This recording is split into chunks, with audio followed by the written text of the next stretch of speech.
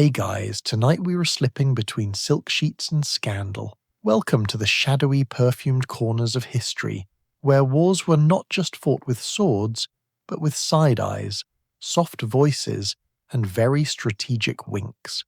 This is boring history for sleep, and tonight we were exploring how the world's most underestimated women used intelligence, wit, and charm to nudge entire empires off their axes, all without ever picking up a weapon. So before we dive into this deliriously centered timeline of gossip, diplomacy, and danger, take a second to like the video and subscribe, but only if you actually enjoy what I do here. Leave a comment telling me what time it is for you and what chaos you're avoiding by pretending to just watch something before bed. Now, dim those lights, turn on a fan for that soft background hum of comfort. Maybe grab a blanket that doesn't judge you. And let's ask the important questions. Have you ever wondered what it's like to hold the fate of nations in your lap, literally? What if your most powerful weapon was not an army, but an eyebrow raise?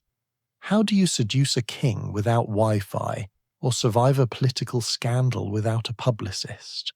How much perfume does it take to disguise the smell of a collapsing empire? Because congratulations, you've just woken up in history's most scandalous boudoir.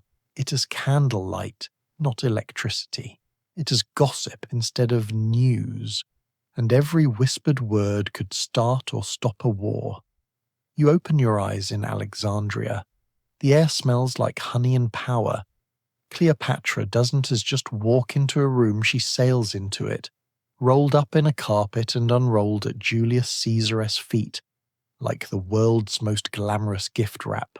You, standing nearby, realize diplomacy just got an upgrade.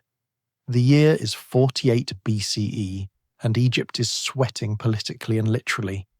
You can almost taste the humidity, thick with perfume and paranoia. Cleopatra has been ousted from her throne by her younger brother, who's currently acting like he invented monarchy. But Cleopatra isn't the type to send an email or a polite request for reinstatement. No, she's about to pull off what can only be described as the world's most dramatic job interview. You're standing in the great palace of Alexandria, a labyrinth of gold and egos. Caesar has just arrived, fresh from chasing his rival Pompey, who inconveniently turned up dead, a classic ancient oops.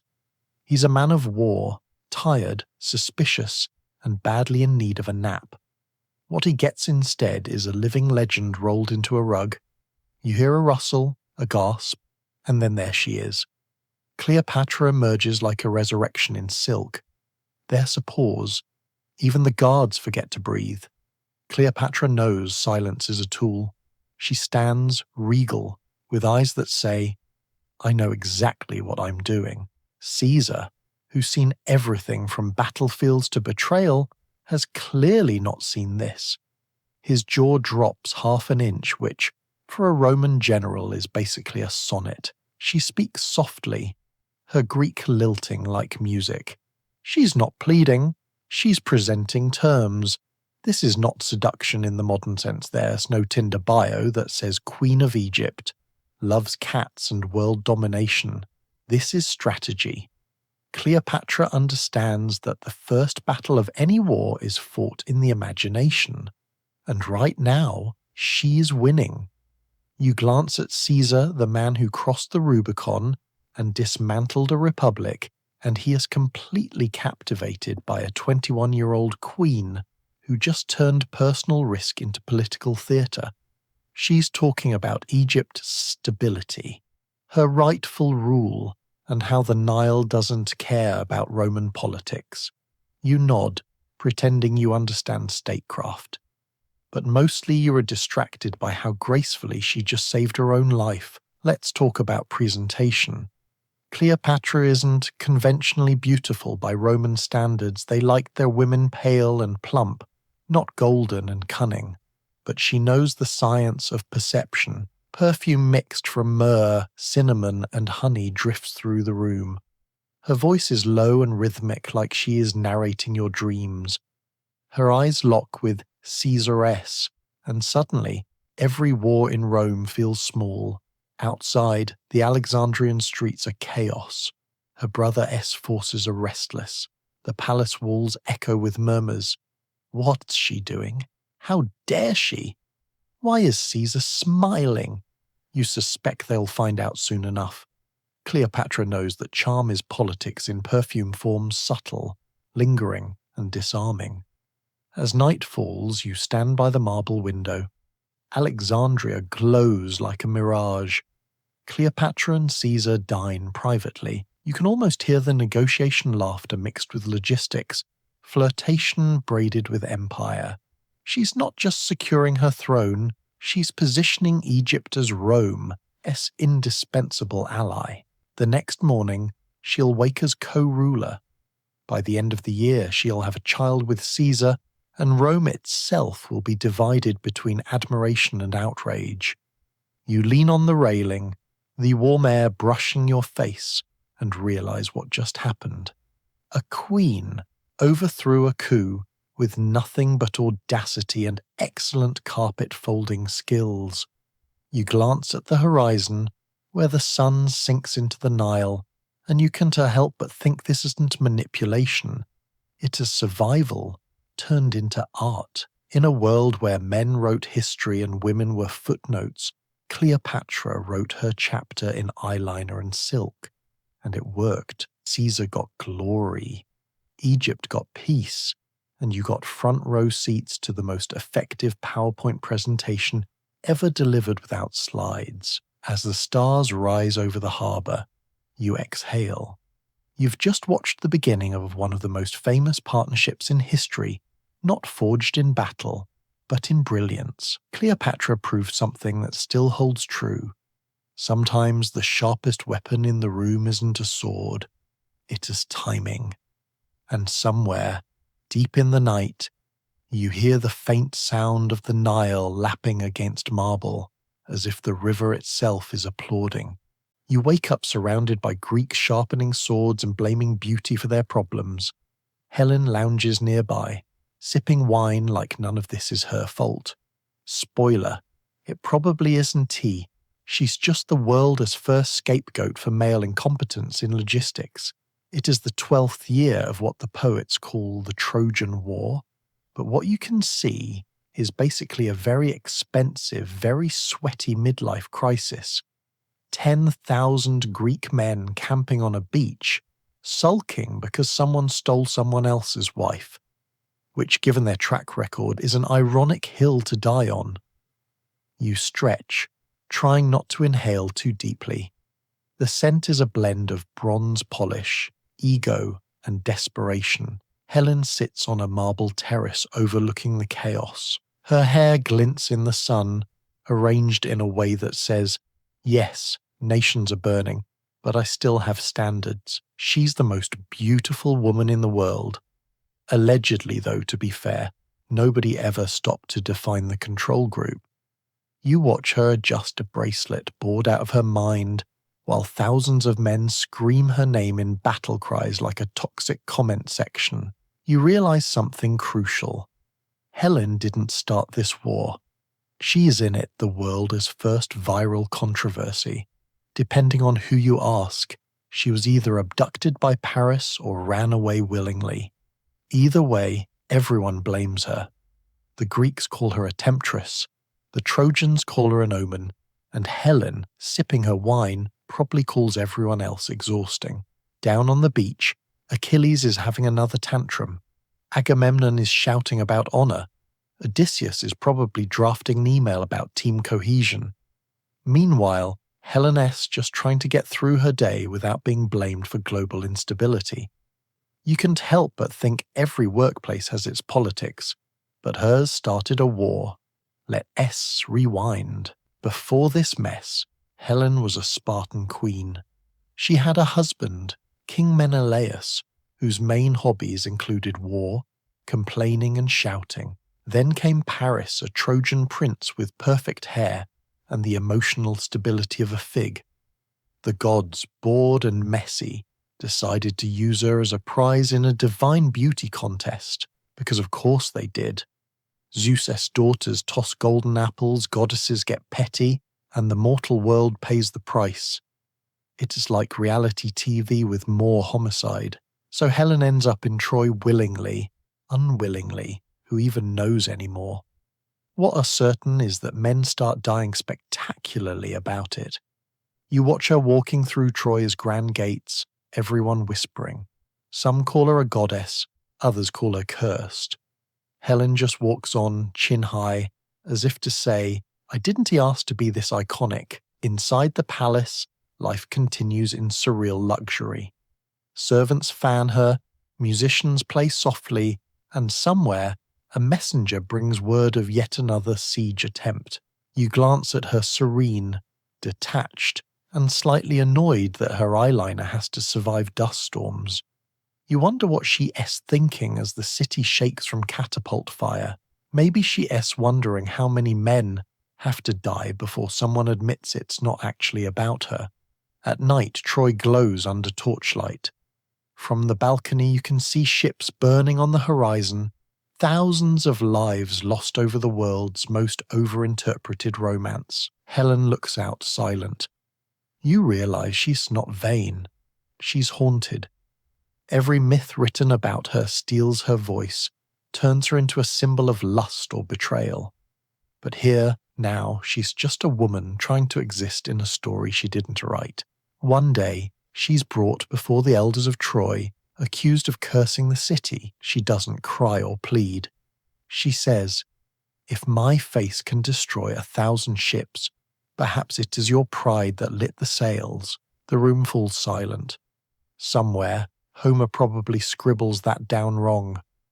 Eventually the war ends not because anyone learns anything, but because Odysseus invents the ancient world's worst birthday gift, the Trojan horse. As the city burns, Helen walks through the smoke, untouched, a living contradiction beauty in the middle of ruin. Men will say she was heartless. Maybe she was just tired. You find her years later back in Sparta, sitting beside Menelaus again, as if the war never happened. History calls it reconciliation. You call it the world's most awkward marriage counselling. She stares into the fire, her face calm, unreadable. You wonder if she is thinking of Paris, or of the endless songs that will never tell the truth. Outside, the bards begin to sing her story again, reshaped, simplified, sanitized. Helen, the cause of the Trojan War. You sigh. The first woman in recorded history to be blamed for men's mistakes, and definitely not the last. As the fire crackles, Helen glances at you, her eyes tired but sharp. They'll remember the ships, she says softly, but not the silence after. You sip your wine, nodding. She's right. History rarely remembers the women who survived its noise, only the ones it could blame. In Athens, you meet Aspasia philosopher, hostess, conversational sniper. She doesn't fight in wars, she debates men until they accidentally change their foreign policy. You can practically hear her inventing the TED Talk centuries too early. It's the height of the 5th century BCE, and the Athenian air is thick with olive oil fumes, civic pride, and casual misogyny.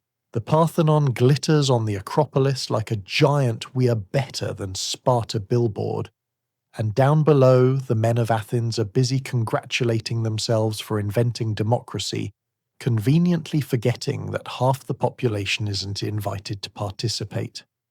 You, meanwhile, find yourself in the home of Aspasia of Miletus, a woman who politely ignores that rule by being too brilliant to exclude.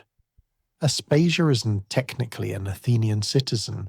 She's an immigrant from Miletus, a coastal city known for trade and slightly better hygiene. In Athens, that makes her both exotic and controversial. She runs a salon, an intellectual hotspot where men like Pericles, Socrates, and other bearded philosophers gather to discuss politics, love, and why sandals are the pinnacle of footwear technology. You sip your watered-down wine, because nobody drinks it straight, it's basically an ancient hangover prevention act, and watch her work the room like a maestro. She doesn't interrupt, she waits. A pause, a tilt of the head, a smile sharp enough to shave marble. Then she speaks, and the conversation shifts. You can feel the entire assembly recalibrating, like they've just realized she's 3 steps ahead. When Pericles, the most powerful man in Athens, starts to pontificate about virtue, Aspasia counters with logic so smooth, he ends up rethinking his public policy. Somewhere in the distance, you swear you can hear the sound of male pride crumbling quietly into dust. Let's talk about her relationship with Pericles. He's the statesman, the golden boy of Athenian democracy. She's the brains behind his brilliance, and everyone knows it. They live together openly, scandalously, without marriage, because Aspasia isn't technically allowed to marry a citizen, so she turns domestic exile into intellectual dominance. You imagine dinner at their house. Pericles brings home politics, and Aspasia brings the Socratic method, served with olives and existential dread. Her influence is subtle but seismic. When Athens debates war, she doesn't shout, she suggests. When Pericles writes speeches, rumour says she helps edit them. The funeral oration, one of history's most famous defences of democracy. Scholars whisper her hand may be in the phrasing. You look at her across the table, reclining gracefully, and think, that's not a muse that's a co-author. But Athens doesn't love women who are smarter than its philosophers. Soon the gossip starts. Comedies mock her, priests accuse her of impiety, and she's even hauled into court not for any crime, but for existing too effectively. The charge, corrupting the morals of Athens, you can't help but laugh. The same men who spent their nights at her salon now claim she's dangerous. Aspasia listens to the accusation serene. Then she opens her mouth and defends herself so elegantly that the court folds faster than a papyrus menu. Later, you find her on her terrace at dusk. The city glows below, the agora humming with argument. She gazes at it, all the temples, the noise, the ideals built on sand, and muses aloud. They say democracy gives men a voice. I suppose I'm the echo they fear. You nod, silently agreeing, because she's not wrong. Aspasia understands something Athens never will. Real power is to always on the assembly floor. It is in the whisper before the vote, the conversation that changes a mind. She doesn't wield armies or titles. She wields thought, and thought in the right mouth can move empires. You watch her pour another cup of wine, smiling faintly at some invisible joke. The philosophers nearby argue about justice, love, and metaphysics, but she's already somewhere beyond them, turning language itself into leverage. You realize she's doing the impossible, surviving in a world designed to erase her. Centuries later, Athens will crumble. The men will be remembered in marble, their names carved into history. But in the quiet hum of her salon, in the laughter, the wit, the soft revolution of conversation, Aspasia already built something more lasting. Not monuments, but minds. As the night deepens, the city quiets, and you drift towards sleep on the faint rhythm of debate and cicadas. Aspasia reclines in her chair, eyes glittering. Men wage wars, she says softly, but women wage wisdom. You think about it for a moment, then close your eyes. Somewhere in the background, Socrates is still talking, and Aspasia is still winning. Constantinople smells like incense and ambition. Theodora began as an actress, which, in Byzantine terms, was one polite step above professional scandal. Now she is empress. When the empire riots, she tells Justinian to stay and face it. Purple makes a fine burial shroud, she says. Chills. You wake up in the heart of the Byzantine Empire, a city glittering with gold, gossip, and God. Constantinople is halfway between heaven and hell, depending on who's emperor that week.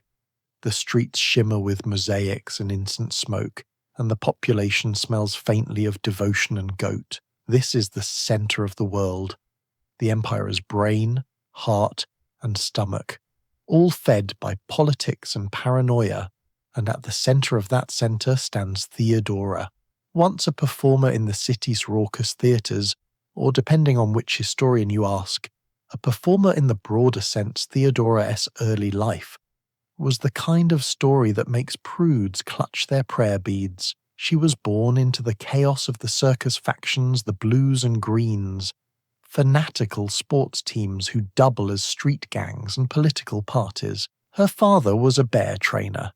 Her future, statistically speaking, was bleak. But Theodora was not a woman who accepted her statistical destiny. She used charm like a blade and intelligence like armor. By her teens, she was famous infamous, really for performances that made polite society faint and the rest of the city very awake. When she left the stage, she reinvented herself as something unheard of, a woman with ambition who didn't apologize for it. You walk through the palace one morning, sunlight bouncing off marble, and there she is, the Empress of the Romans, draped in purple silk, so rich it looks like it could pay off your student loans. She is seated beside her husband, Emperor Justinian, who looks perpetually caught between awe and fear like a man who knows he married a thunderstorm. Let us talk about that partnership. Justinian is a genius bureaucrat, the man who will rebuild the empire's legal system and spend his free time over-analyzing theology. Theodora is his equal in every sense, a master strategist who understands people, politics, and power better than most generals. Together, they are the ultimate Byzantine power couple. He writes the laws, she enforces them with a glare. Then comes the Nika riots, the most catastrophic temper tantrum in ancient history. The city erupts in chaos after a chariot race dispute. Yes, really. The blues and greens, tired of losing races and taxes, decide to overthrow the government. Fires spread. The palace trembles. Justinian panics. You can hear him pacing, muttering about fleeing to safety. "We can regroup," he says. "We'll return." Theodora listens in silence, then rises, her gown catching the candlelight. The room freezes. When she finally speaks, her voice is calm, slow, almost gentle, the kind of tone you use right before something unforgettable. "Those who have worn the crown," she says, "should never survive its loss. Purple makes a fine burial shroud. Everyone stops breathing. It's not just courage, it is theatre perfected into leadership." Theodora just told the Emperor of Rome that dying with dignity beats living with shame. And you believe her. You follow her into fire. So Justinian stays. His generals, Belisarius among them, retake the city, slaughtering the rebels in the hippodrome. When it's over, half of Constantinople is ashes. The survivors rebuild. And Theodora, unshaken, sits on her throne, the scent of smoke still in her hair. From that moment on, nobody doubts who truly rules Byzantium. She reforms laws to protect women, yes. The same empire that once mocked her now outlaws trafficking, strengthens marriage rights, and builds shelters for the vulnerable. You walk through the new halls of Hagia Sophia, still under construction, and see her mosaics being set in gold and glass, her gaze eternal, her crown unflinching. Whispers say Justinian consults her on every decision. Others claim he can't move a stone without her approval. You suspect both are true. At imperial banquets, she listens more than she speaks, and when she does speak, men stop chewing mid-bite. Theodora doesn't shout. She doesn't need to. Her authority is quiet, surgical, final. Years later, when illness begins to take her, the empire holds its breath. Even the priests who once condemned her as sinful now call her divinely chosen. You sit beside her bed, the city's bells tolling softly outside. She smiles faintly, her eyes distant, like she's already half in legend. "Remember," she murmurs, "power is not given, it is taken and kept. You look out over Constantinople, the domes, the harbours, the endless swirl of life, and realise she carved her empire out of a world that told her she didn't belong. From stage lights to throne rooms, Theodora never changed her act. She just changed the audience, and centuries from now, when tourists stare up at her mosaic in Ravenna, her jewelled eyes forever watching, they'll see what the world tried to hide. The actress became the empire. It's Russia, and the temperature is somewhere between cold and existential despair. Catherine rides in like a one-woman coup with eyeliner sharper than her generals. Her lovers are disposable, her empire isn't tea. You can't help but admire her efficiency. You wake up in St. Petersburg in 1762, where the air smells like frost, candle wax, and quiet treason. The snow crunches underfoot like judgment. Inside the Winter Palace, gold glints off every surface, mostly because subtlety was banned somewhere around the last Tsar. You are here to witness the ascension of a woman who turned a political marriage, a failing empire, and a very mediocre husband into one of history's greatest power moves. Catherine wasn't even Russian to start with. She was born Sophie of Anhalt-Zerbst, a minor German princess whose biggest childhood achievement was learning to look interested while old men discussed grain tariffs. But when she arrived in Russia to marry the heir to the throne, Peter III, she adapted faster than vodka to a snowstorm. She learned the language, converted to orthodoxy, and changed her name because nothing says I am committed to your country like a full rebrand. Peter, on the other hand, was not ideal. Imagine if a man-child and a war museum had a baby. He adored Prussia, dressed like Frederick the Great, and played with toy soldiers at dinner. Catherine quickly realized she had two choices: spend her life apologizing for his existence or take the empire for herself.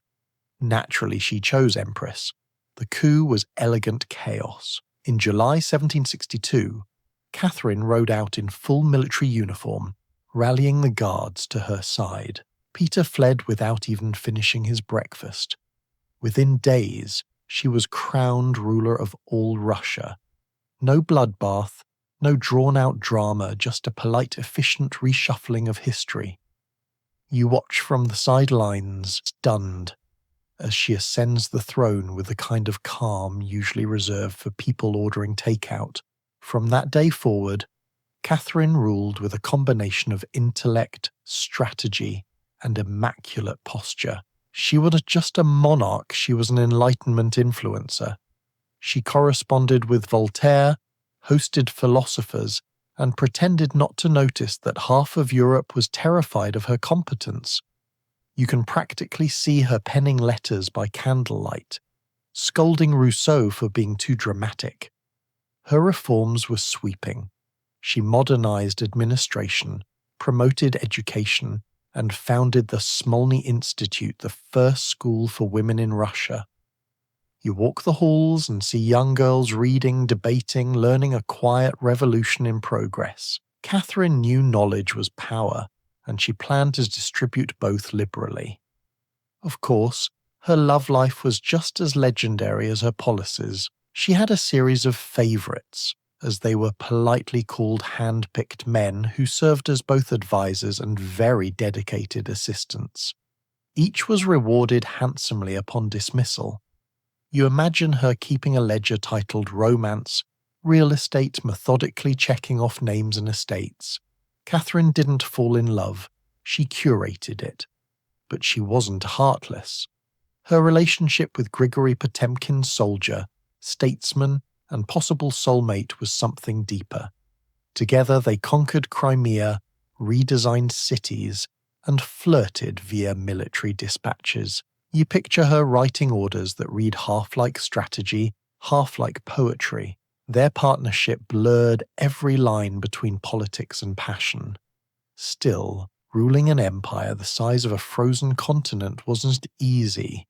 The peasantry revolted, the nobles schemed, and the West gossiped relentlessly. Catherine faced rebellions, famines, and rumours that would make modern tabloids blush. No, She did not die in a scandal involving a horse. That's pure misogynistic fan fiction, ancient internet trolling at its finest. Through it all, she never faltered. When uprisings broke out, she responded with precision. When critics mocked her intellect, she published essays sharper than their swords. And when European kings doubted her legitimacy, she conquered more territory than most of them combined. Russia, under Catherine, stretched farther, grew richer, and thought deeper than it ever had before. You find her late at night, standing before a massive window overlooking the frozen Neva River. The moonlight glints off her crown, but she looks past it, past the gold, the titles, the endless court gossip. They called me foreign, she says softly, so I made Russia mine. Outside, the cold bites at the city. But the empire feels strangely alive. Art flourishes, science thrives, and the royal stables are full of horses, not rumours. Catherine has done the impossible, ruled like a man in a world that barely believed women could think. As dawn creeps across the palace, you can still hear her voice echo through the halls, calm, commanding, utterly unbothered. History will remember her as the great, but it's not because of her empiress size. It is because she mastered the most dangerous game of all, running a world that was to be built for her and making it look easy. You shiver, partly from the cold, partly from awe. In a frozen empire of men, Catherine burned brighter than fire and left the world melting in her wake. Versailles, a palace powered entirely by gossip, perfume, and syphilis. Madame de Pompadour smiles through it all, the king's favourite mistress, who somehow becomes his prime minister in pastel. You watch her handle courtiers the way a cat handles lasers, bored but deadly precise. You wake up in the mid-18th century and Versailles gleams like a powdered mirage. The air itself is sticky with luxury, beeswax, roses, and political decay. Everywhere you turn, there's another chandelier, another bow, another person pretending they weren't just eavesdropping.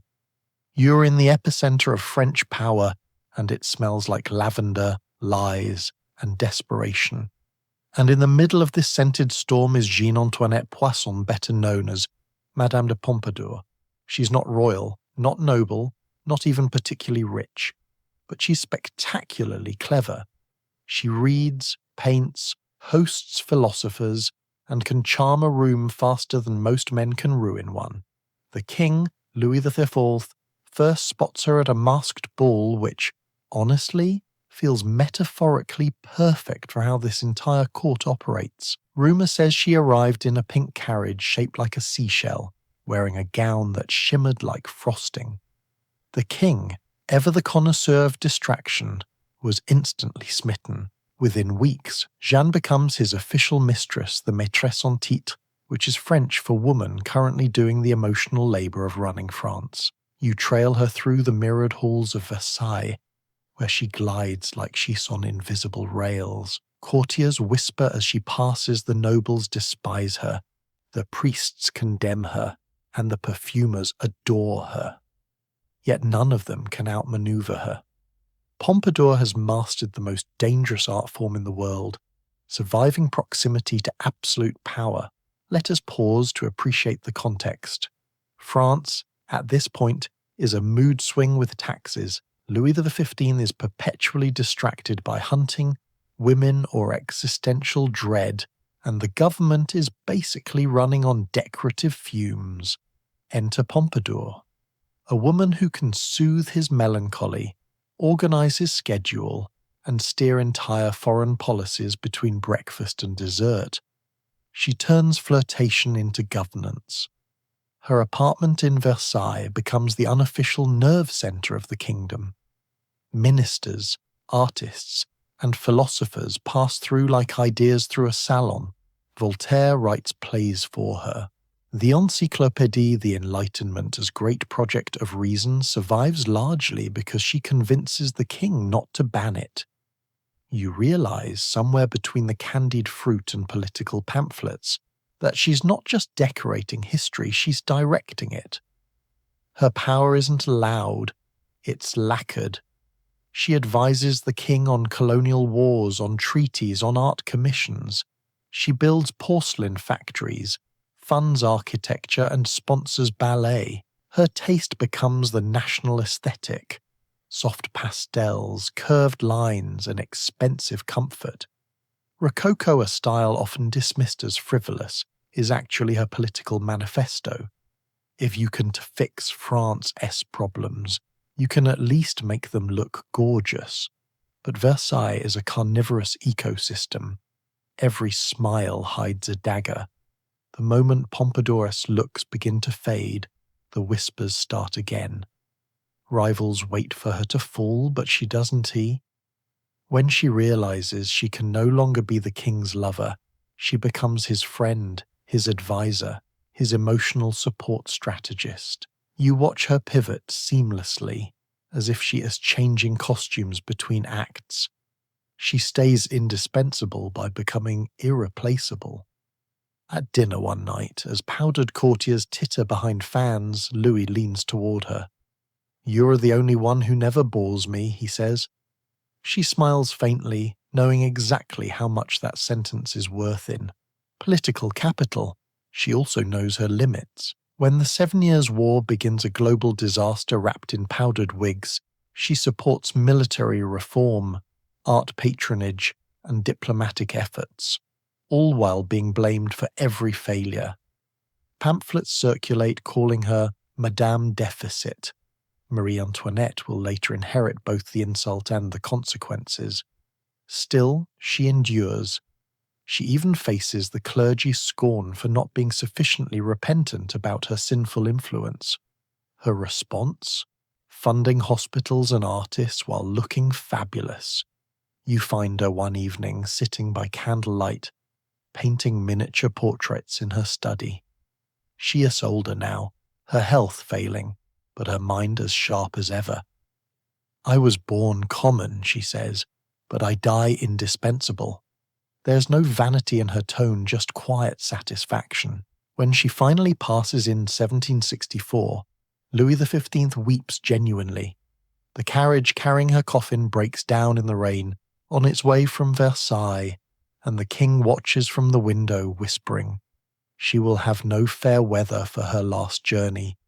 It's the closest thing to poetry he ever manages. You linger in the now quiet halls. Versailles feels emptier, as if the perfume has faded from the air. Without Pompadour, it's all mirrors and no reflection. History will remember her as a mistress, but that's lazy labeling. She was France's unofficial prime minister, running a crumbling monarchy with charm, intelligence, and Rococo resilience. You step out into the gardens where the fountains still murmur and think, in a world ruled by men, Madame de Pompadour powdered her way into immortality, proof that power does not have to shout when it can whisper, smile, and smell like roses. Venice glitters with masks, canals, and moral flexibility. Veronica Franco writes poetry that could melt a cardinal's conscience. She hosts salons where men show up to be outwitted and pay for the privilege. You think, feminism, but make it rhyming and dangerous. You open your eyes to the shimmer of candlelight bouncing off a canal. Gondolas slide past like ghosts, and the city hums a floating maze of secrets, silks, and songs. It is the late 1500s, and Venice is at its decadent peak, a city where saints and sinners share the same tailor. The air smells like salt, incense, and ambition. Somewhere in the labyrinth of narrow alleys and masked intentions lives Veronica Franco, courtesan, poet, and professional disruptor of double standards. She is not noble by birth, but she is armed with something better, a mind like a dagger and a library full of ammunition. You find her in her salon, candlelit room lined with books, cushions, and very nervous aristocrats pretending not to be intimidated. She is hosting tonight. There's music, wine, and debate the Renaissance version of a podcast. If podcasts involve flirting in iambic pentameter, Veronica sits at the center of it all, composed and radiant, wearing pearls that cost more than most marriages. She's not. Performing for them, they are performing for her. A senator recites a sonnet, hoping to impress. She listens politely, then responds with a poem so elegant and devastating that the poor man forgets how to blink. The crowd laughs. Veronica smiles faintly, taking a sip of wine as if to say, "Try again next century." But here's the thing about being brilliant in the 16th century, especially while being a woman. You can just write. You have to survive. Veronica's profession as a cortigiana onesta, an honest courtesan, means she's both admired and condemned. The church calls her sinful. The poets call her divine. She calls herself necessary. In Venice, where reputation and power are traded like currency, Veronica walks a tightrope made of rumour. She defends women in her published letters and poems boldly, publicly, dangerously. One of her most famous lines still lingers in the air.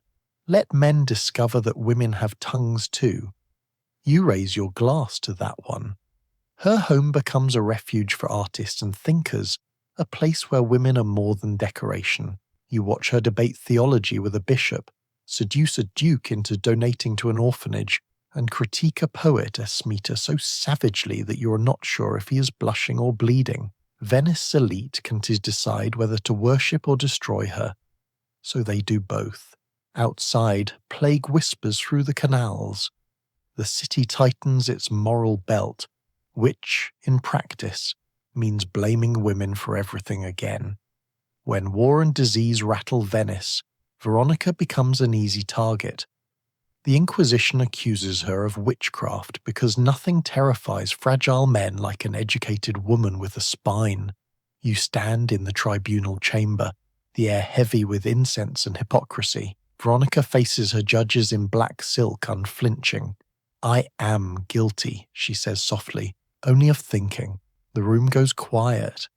Even the torches seem to hesitate. Somehow she wins acquittal not through magic but through mastery of language.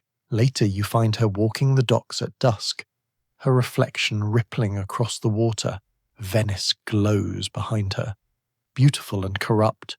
Her fame has faded, her fortune is gone, yet she carries herself with the same grace, the same quiet defiance. She has lost everything except her words. You ask her if she regrets anything. She laughs, low and rich. The kind of laugh that sounds like it knows too much. "They can burn my house," she says, "but not my verses." Centuries later, her poems will resurface, fierce, witty, unapologetic, reminding the world that intellect doesn't ask permission to exist. You imagine her ghost still wandering the canals, whispering lines of poetry to anyone who will listen. Venice sleeps under a pink sky. The bells toll across the lagoon. You close your eyes, the sound of water lapping against stone, and think, Veronica Franco didn't just survive her world, she rewrote its vocabulary. Because some revolutions aren't fought with swords or banners. Some are fought with sentences and perfect timing. England, 1533.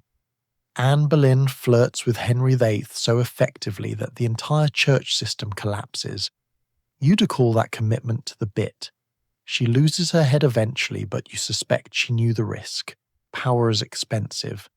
You wake up to the damp chill of Tudor England, where the air smells faintly of wet hay, roasted meat, and suppressed rebellion. The court is a glittering hive of ambition, ruffles, rumours, and religious anxiety.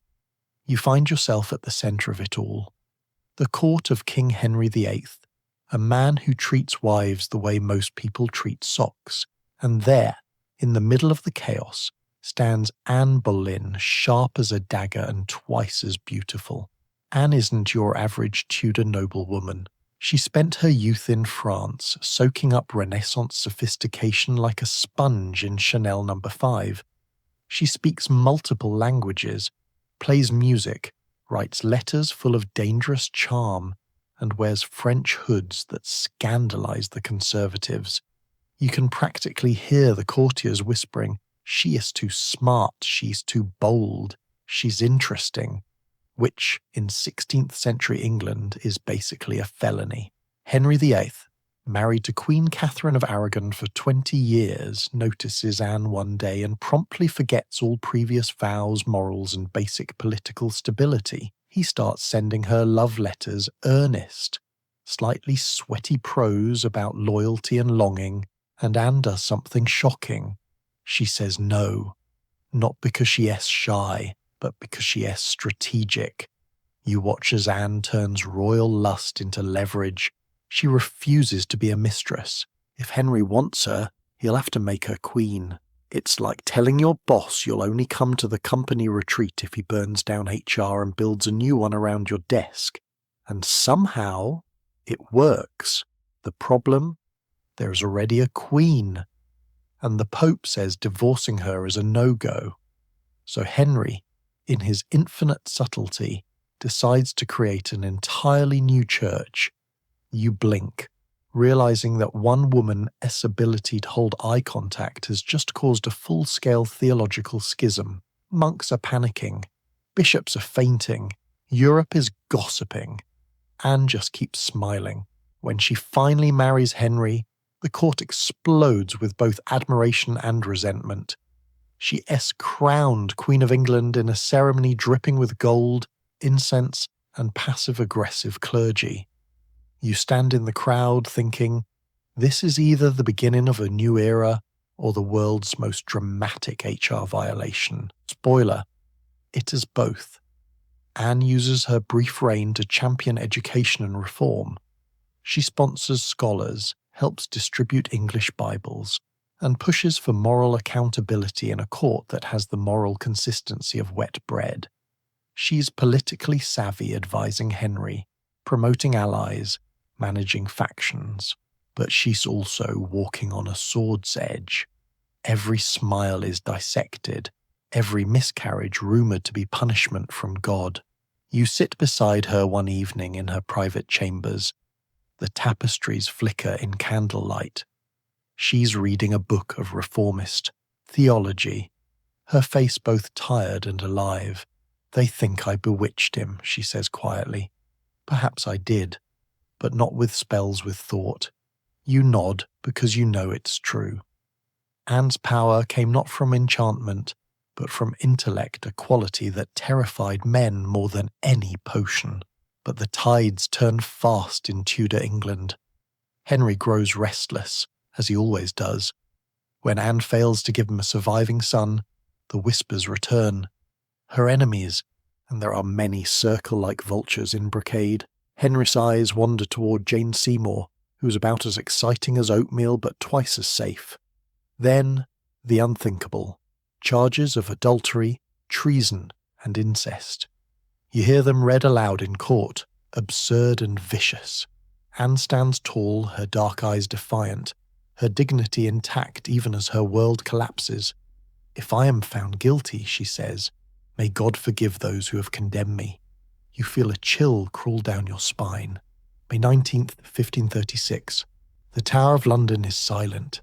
The scaffold waits. Anne steps forward in a simple grey gown and prays softly. She forgives her executioner, smiles faintly, and kneels. The French swordsman she requested, always the perfectionist, does his job swiftly. And just like that, the woman who changed the world through wit and will is gone. But not really. The Reformation doesn't end with her. Her daughter, Elizabeth, will rise decades later to become one of England's greatest monarchs. The irony is almost poetic.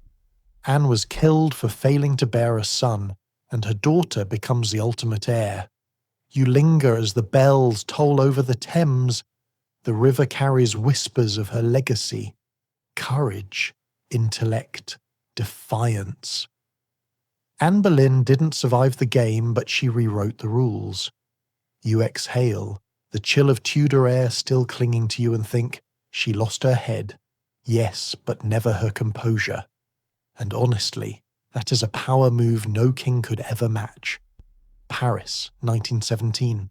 Smoke, jazz, espionage. Meta Hari sways through smoky hotel rooms, collecting secrets disguised as pillow talk. You watch her blur the line between myth and military file and wonder, how did the world fall for her and then betray her? You wake up in a Paris hotel suite draped in velvet and cigarette haze. The air tastes like champagne and trouble. Outside, the Great War grinds on machine guns, trenches, telegrams. But in here, time moves differently. Music hums through the walls, laughter mingles with secrets, and in the middle of it all stands Mata Hari. Part dancer, part illusion, part cautionary tale. She was born Margarethe Zell in the Netherlands, a girl from a cold grey port town who decided she was meant for colour. After a disastrous marriage to a violent officer, she fled to Paris, reinventing herself as an exotic dancer from Java. She wasn't he, but nobody in Paris checked ID when the story was interesting enough. The city wanted escape, and she offered it in veils, silk, and the faint promise of something forbidden. You find her on stage at the Musée Guimet, dancing barefoot beneath golden light. The audience holds its breath. Her movements are slow, deliberate half prayer, half seduction. This isn't a performance. It is possession. She tells stories with her body, stories of gods and warriors, of longing and betrayal, and the crowd eats it up like communion. You glance around generals, ambassadors, men in uniforms and moustaches, all of them transfixed. Somewhere between the incense and applause, Mata Hari becomes more than a performer. She becomes legend. But legends don't age well in wartime. When Europe tears itself apart, glamour turns suspicious. Suddenly, her foreign origins, her travels, her lovers, all the things that once made her fascinating, make her dangerous. France needs scapegoats the way Paris needs cafes, and Mata Hari is both convenient and spectacular. You're in her hotel suite again, watching her write a letter by lamplight. "I am accused of espionage," she murmurs half to herself. "But what could I possibly steal that men haven't already thrown away?" She is calm, composed, but you can see the fear flicker beneath the perfume. The truth, of course, is messy. She did accept money from German officers, but she was also working for the French. Double agent, triple pawn. It depends on which file you read. Maybe she thought she could outdance the war, charm both sides, survive on allure alone. Maybe she underestimated just how humorless generals can be when they are losing battles. The French Secret Service arrests her at the Hôtel Élysée Palace in February 1917. You follow her through corridors lined with mirrors, her reflection multiplying endlessly 1,000 versions of herself, none quite real. The newspapers have a field day. The seductress spy, the harlot who killed armies. Men who once lined up for her autograph now swear they saw her passing coded messages in stockings.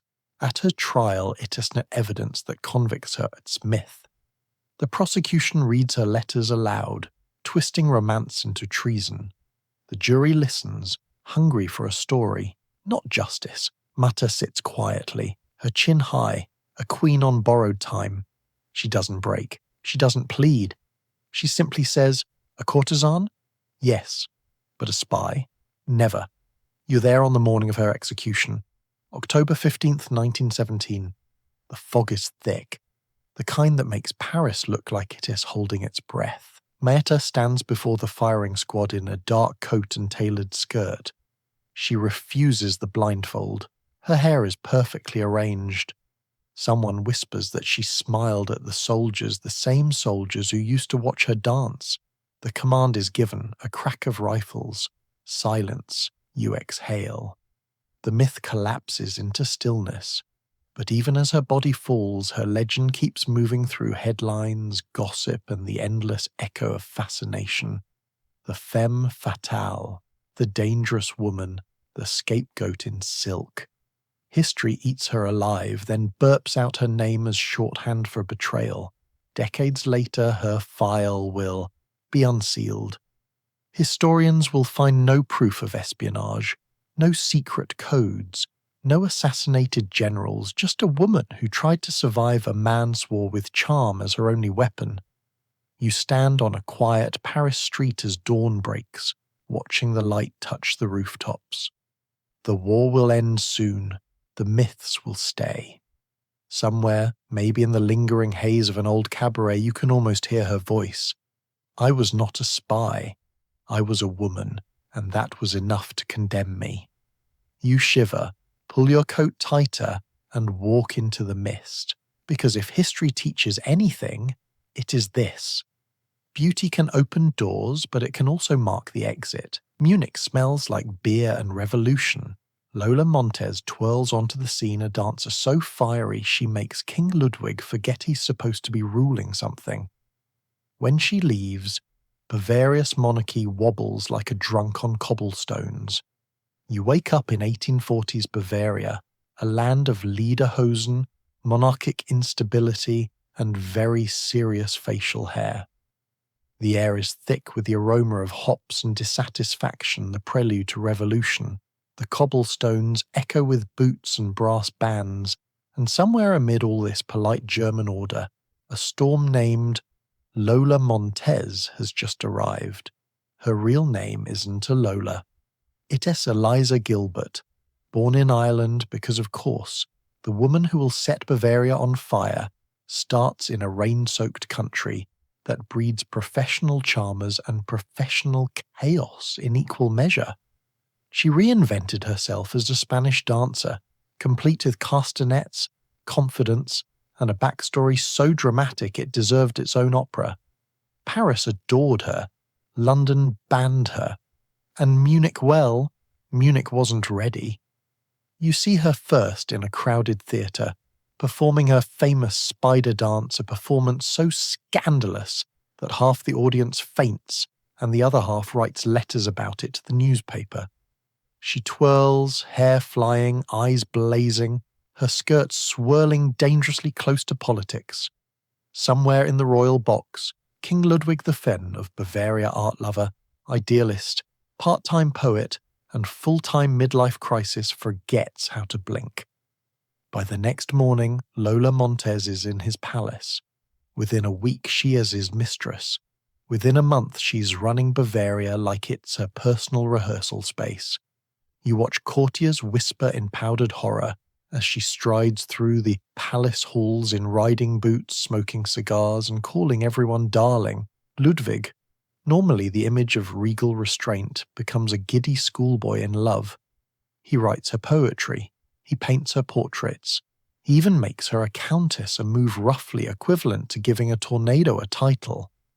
The nobility is outraged. The students, however, adore her. She drinks with them, debates politics with them, and occasionally joins their protests. In short, she's the worst nightmare of conservative Bavaria. A woman who cannot be controlled and won to be quiet. You trail her through Munich's grand avenues, where mobs are starting to form. Pamphlets calling her a witch and a foreign. Corrupter are being passed around. It is always witches, isn't it? She laughs it off, tossing her hair and reminding everyone that she doesn't scare easily. But behind the bravado, you can sense the tension tightening. Love can rewrite history, but it can also delete it.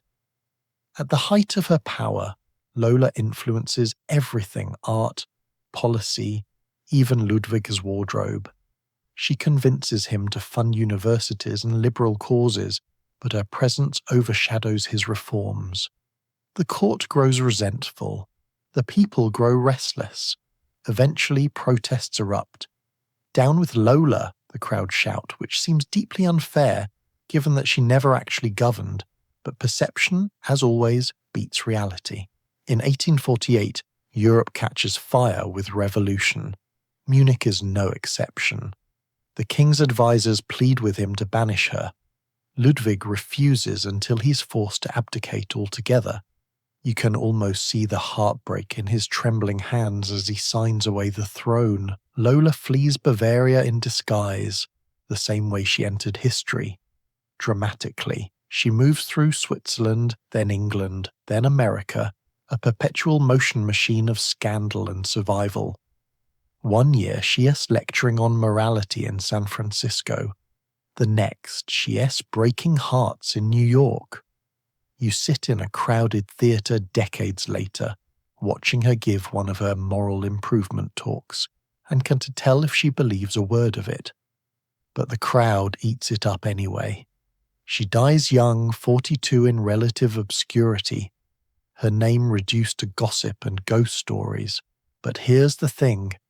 Lola Montez never asked for permission to exist loudly. She danced through the hypocrisies of her age, leaving scorch marks on every man who underestimated her. You stand in a quiet Munich street where the old palace still looms. The cobblestones are damp with rain, the air humming with the ghosts of revolutions. Somewhere, faintly, you imagine the rhythm of her dance defiant, fearless, alive. Lola Montez wasn't royalty, but she ruled hearts, headlines, and one very distracted king. And when the empire fell, she didn't crumble. She just kept moving. You smile watching her spirit drift down the street like cigar smoke. In a world that demanded silence, Lola Montez made noise, and history never really recovered from it. The war drags on. Helen writes letters. The men write epics blaming her. You realize the real tragedy isn't at the fall of Troy, it is bad spin management. Helen's just trying to find a Wi-Fi signal to post her side of the story. You wake up on the scorched plains outside Troy, where everything smells like smoke, sweat, and unresolved male ego. The Greek camp stretches to the horizon, tense, armor, endless shouting. 10 years of war, and not one person has asked, "Wait, is this worth it?" The answer, of course, is no, but they've already committed to the bit. Up on the Trojan walls, Helen stands watching. Her hair glints in the sun, unbothered, immaculate. The city behind her is half ruins, half denial. She sighs, pulls her shawl tighter and mutters, "Men." You stand beside her, notebook in hand, because at this point someone needs to manage her public relations. Down below, Achilles is busy sulking. Odysseus is inventing creative lies. Agamemnon is screaming about honor again. The poets will later call it glory. You call it bad decision-making on a national scale. And through it all, Helen remains the world's most misunderstood influencer. She didn't launch the war, the gods did. Zeus and his petty children used her as a pawn in their celestial reality show. Who is the fairest? Spoiler, no one wins. When she left Sparta with Paris willingly or not, depending on who was narrating it, was the spark that set centuries of storytelling aflame. The men made her the symbol of destruction. The poets immortalized her as the reason kingdoms fell. Helen just wanted a quiet life with decent skincare and fewer men yelling her name in hexameter. You follow her into a chamber where she's writing by candlelight. It is not love poetry, it is crisis communication. "Dear Greeks," she mutters aloud as she writes, "it has been a decade. Please go home. Sincerely, Helen of Troy." She pauses. "P.S. It was a beauty contest, not an international incident." Outside, the noise of war thunders on. Spears clash, horses scream, heroes die poetic deaths, and the bards cheer. Nobody mentions that Helen is the only one who seems to grasp the absurdity. You ask her how she feels being blamed for it all. She smirks. "It's remarkable," she says, "how men ruin the world and then call it romance." You step out onto the balcony with her. The night is filled with firelight, not from torches, but from villages burning in the distance. The air tastes like ash and irony.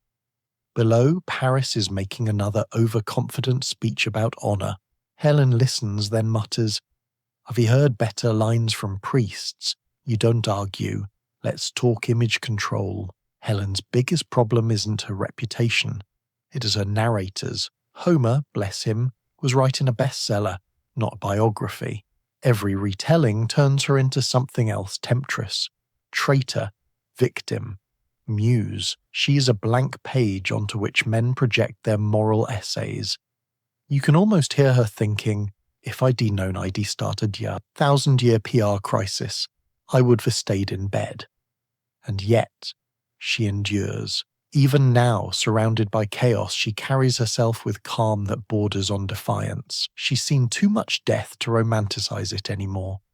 She pours herself wine, raises a cup to the burning horizon and says, "Here's to being unforgettable if not understood." The end comes, as it always does, in fire and noise.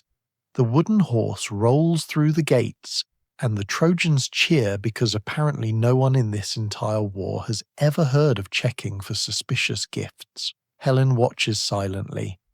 When the screams start, she doesn't flinch. She's seen enough endings to know they always sound the same. When the dust settles, she stands among the ashes. Menelaus finds her old husband, sword in hand. History says he nearly kills her, then stops because she is too beautiful. You suspect it is because even he can't figure out what he is angry about anymore. She looks him in the eye and says simply, "Shall we go home?" You sail with her back to Sparta. The sea is calm, deceptively so. The stories spread faster than the ship sails, all of them wrong, all of them hers only in name. She sits at the stern, hair whipping in the wind, a faint smile on her lips. "They'll keep telling my story," she says. "They just want to ever get it right." You nod, watching the horizon fade into pink dawn. Helen isn't a villain or a victim. She's the first woman in history to realize that narrative is power, and that losing control of it is worse than losing a war. Back in Sparta, she disappears quietly into myth. But every time someone blames beauty for disaster, you can almost hear her laughing across the centuries. Because if history is just a story told by survivors, Helen of Troy made sure her name survived scandal and all. You exhale, the distant surf echoing like applause. Somewhere, she's still rewriting her reputation, one immortal misunderstanding at a time. The greatest minds of Athens, Socrates, Pericles, Aristophanes, all crowd into Aspasia's salon to discuss philosophy and probably flirt. You pour the wine and think, half of democracy was invented over drinks by people who never did the dishes. You open your eyes in Athens, and the first thing you notice is the noise. It is not the noise of war or construction. It is the noise of people who truly, deeply love hearing themselves talk.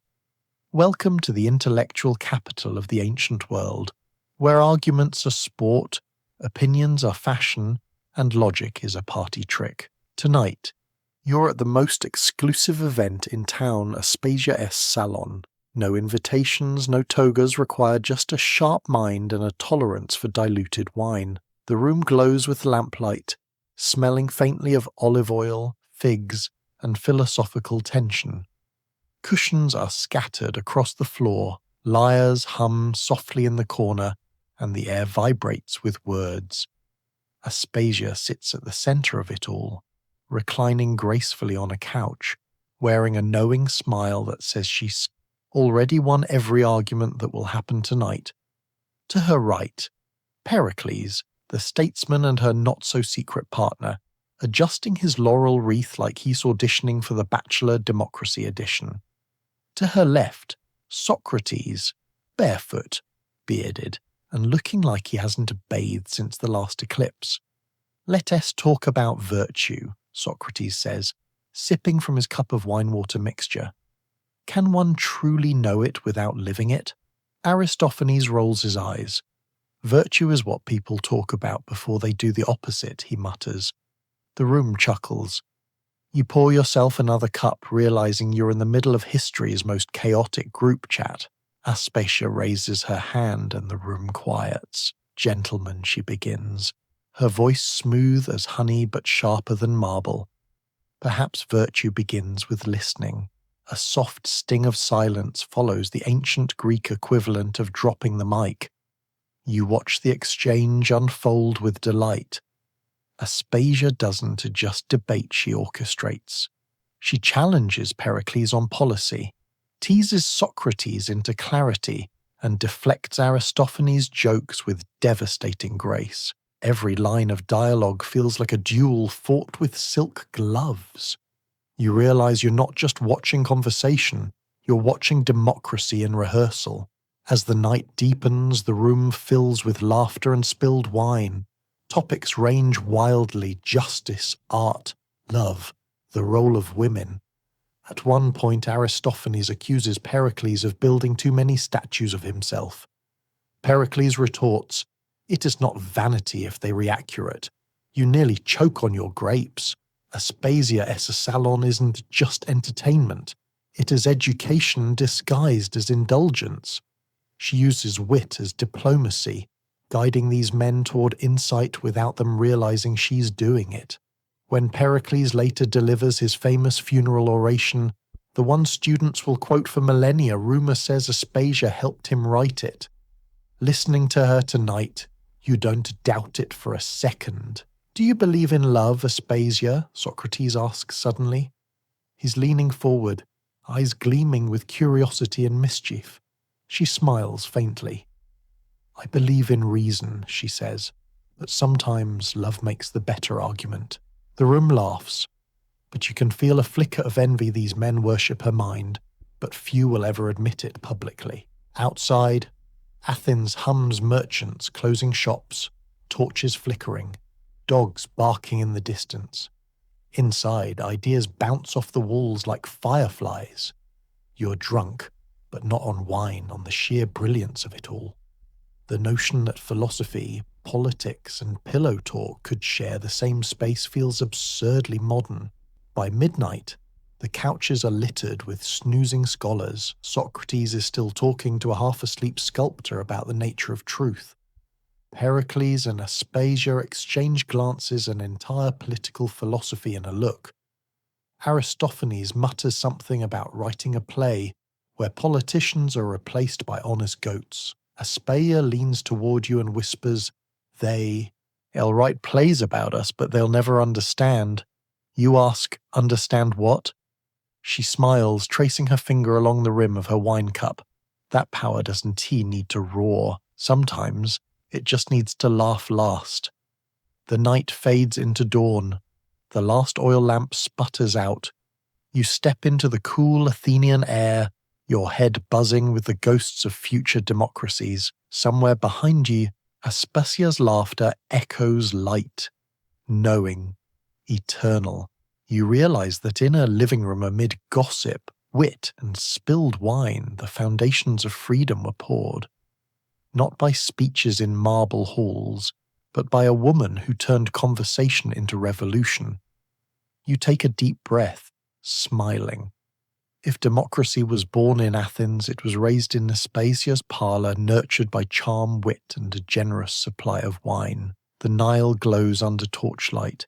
Cleopatra sails toward Antony dressed as the goddess Isis, because subtlety is for amateurs. You can almost hear her in a monologue. If you want diplomacy done right, add sequins. You wake up on a barge so luxurious it makes modern yachts look like bath toys. The air smells of myrrh, honey, and strategic intentions. The water beneath glitters like melted gold as Cleopatra's royal ship glides down the Nile, a floating stage for the world's most theatrical act of diplomacy. You've never seen a political summit look this much like a music video. Cleopatra lounges at the center of the deck beneath a canopy of silk. Around her, servants fan the air, musicians play flutes, and attendants scatter rose petals as if she's allergic to dullness. The sails are purple, the hull gilded, and the oars move in perfect rhythm like trained dancers. This isn't a meeting, it is an entrance. Ahead, Mark Antony waits on the riverbank, wearing the expression of a man about to make several poor but enthusiastic life choices. Rome's most famous general has seen war, chaos and empire, but nothing could have prepared him for Cleopatra in full goddess mode. She is dressed as Isis, the mother of gods, which is basically the ancient world way of saying, I am the main character. As the ship pulls closer, Cleopatra rises, every movement deliberate, rehearsed, devastating. She doesn't wave, she doesn't smile. She simply exists, radiating power like a living sunbeam wrapped in gold. You can see Antony's composure melting faster than the wax on the torches. When she finally speaks, her voice is low and musical, somewhere between a lullaby and a threat. General, she says, I was told Rome sends its finest. Antony, who has spent his entire adult life shouting over armies, suddenly forgets how words work. Dinner follows, and by dinner, you mean a 12-course psychological campaign. Cleopatra feeds him delicacies, tells stories of Egyptian gods, and casually mentions her fleet, her treasury, her divine lineage. You watch Antony lean in, captivated, as she pours wine with one hand and rewrites Roman foreign policy with the other. Let us pause to appreciate her strategy. Cleopatra isn't manipulating, she is negotiating. She knows that in a world where women can't lead armies, they must command attention instead. Her charm isn't submission, it is dominance, disguised as grace. Every glance, every laugh, every perfectly timed silence is a power move. By the time dessert arrives, pomegranates, honey, and regret Antony is completely undone. History will later frame this as passion, but you know better. It's politics with better lighting. Cleopatra doesn't need to conquer Rome. She just needs Rome to need her. Over the next weeks, she and Antony become inseparable in politics, in bed, in reputation. They host feasts so decadent that gossip travels faster than trade. One famous story says she dissolved a priceless pearl in vinegar and drank it to prove Egypt's wealth. You're not sure if that's true, but you can't deny the branding.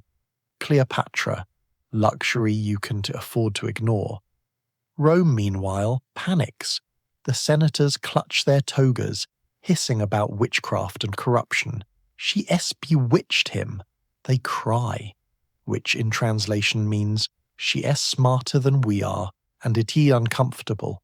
You sip your wine and quietly root for her. Back on the Nile, the nights are warm and perfumed with jasmine. Cleopatra and Antony recline on cushions, talking politics between laughter. You sit nearby, pretending not to listen, as she suggests alliances disguised as flirtation. Antony, eager to impress, agrees to almost everything. Egypt, she murmurs, could be Rome's greatest ally or its most expensive enemy. He nods, already imagining both outcomes as foreplay. And yet, beneath all the spectacle, you sense something real. For all her calculation, Cleopatra seems to genuinely enjoy his company, perhaps the only Roman who ever treated her as an equal. It is a fragile thing, this connection between two people who know the world will never forgive them for it. Years later, their love or alliance or both will cost them everything. Octavian will turn their romance into propaganda, their deaths into legend. But right now, under the flickering torches and the endless Egyptian sky, Cleopatra is winning. The ship drifts on, musicians play softly, the river reflects her image gold, divine, unstoppable. You realize this is her true empire, not land or armies, but perception. She rules because she understands the gaze. She knows that in history, as in politics, whoever controls the story controls the throne. As you disembark, you glance back at the glowing barge. Cleopatra raises her cup to Antony and maybe to you, the unseen witness. Her eyes say what her words never need to. Power doesn't ask permission. It arrives in purple sails, drinks pearls for dessert, and makes empires tremble. Running an empire and multiple relationships takes scheduling. Catherine does both. You imagine her day planner, 10 a.m. expand empire. 3 p.m. depose lover politely. The woman invented multitasking. You wake up in the Winter Palace again. The air cold enough to freeze ambition, though clearly not Catherine S. The halls glitter with chandeliers and paranoia. Courtiers glide by in embroidered coats, pretending not to gossip about the latest royal favourite. Because here, in the most powerful court of the 18th century, Catherine the Great is not just managing ministers, generals and provinces. She is also managing boyfriends like state assets. She rises before dawn, a habit from her German upbringing, and begins her day by reading reports from governors, scanning dispatches from the front, and then, occasionally, sending love letters that sound suspiciously like military orders.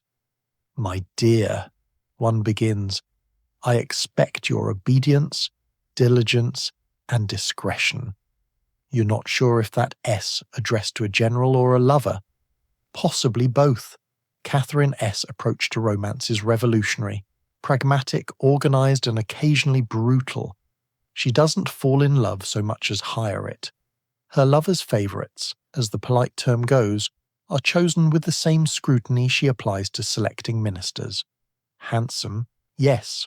Loyal, must be. Educated enough to discuss Voltaire over tea? Preferably.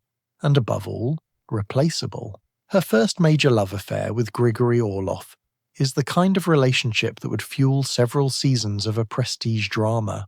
Orlov helped her seize the throne from her hapless husband Peter III in a coup that was part palace revolution, part romantic comedy gone off the rails. Together they toppled an emperor before breakfast, but when the thrill faded and Orlov's ego grew, Catherine gently replaced him with a younger, more polished model. And then came Potemkin. Grigory Potemkin wasn't just a lover, he was her intellectual equal, a soldier, a builder, a visionary. Together they expanded Russia's borders, reformed its armies, and possibly invented the power couple concept centuries ahead of time. Even after their affair cooled, their bond never did. They stayed confidants, co-conspirators, and co-architects of empire. Some historians even suggest they secretly married. You sip your tea, impressed not many people managed to stay best friends with their ex while ruling half of Eurasia. Catherine's private life, of course, scandalized Europe. Pamphleteers in Paris and Vienna wrote salacious gossip disguised as political critique. They couldn't comprehend that a woman could love freely and still command respect. Surely, they whispered, her power comes from seduction. You want to roll your eyes on her behalf. The truth was simpler and more terrifying. Her power came from competence. The lovers were accessories useful, pleasant, and temporary. At dinner, the court buzzes with whispers. The Empress laughs, elegantly, deflecting them with charm sharper than a sabre. She tells a story about Voltaire's letters, another about the latest scientific discovery in St. Petersburg, then casually asks her current favourite to refill her glass. The man stumbles, blushes, and obeys. You realise that Catherine doesn't dominate men by force, she does it by intellect. And they thank her for it. Still, managing hearts is as tricky as managing provinces. When a lover grows too ambitious, she arranges a graceful exit complete with estates, pensions, and strict instructions never to cause drama. No scandal, no scenes, just a polite demotion from lover to loyal subject. You can almost hear her dictate the farewell note. Your service has been appreciated. Enjoy your new house. Behind the humour, though, lies something profound. Catherine's affairs were not mere indulgence. They were extensions of her political philosophy. She believed in partnership, in mutual benefit. In a world that treated women as possessions, she treated men as collaborators. Temporary, yes, but never meaningless. Late one evening, you find her writing at her desk, the candlelight catching the ink stains on her fingers. "They will call me vain," she says softly, not looking up. "They will say I ruled with my heart." But my heart, she taps her chest lightly, has always followed reason. You nod.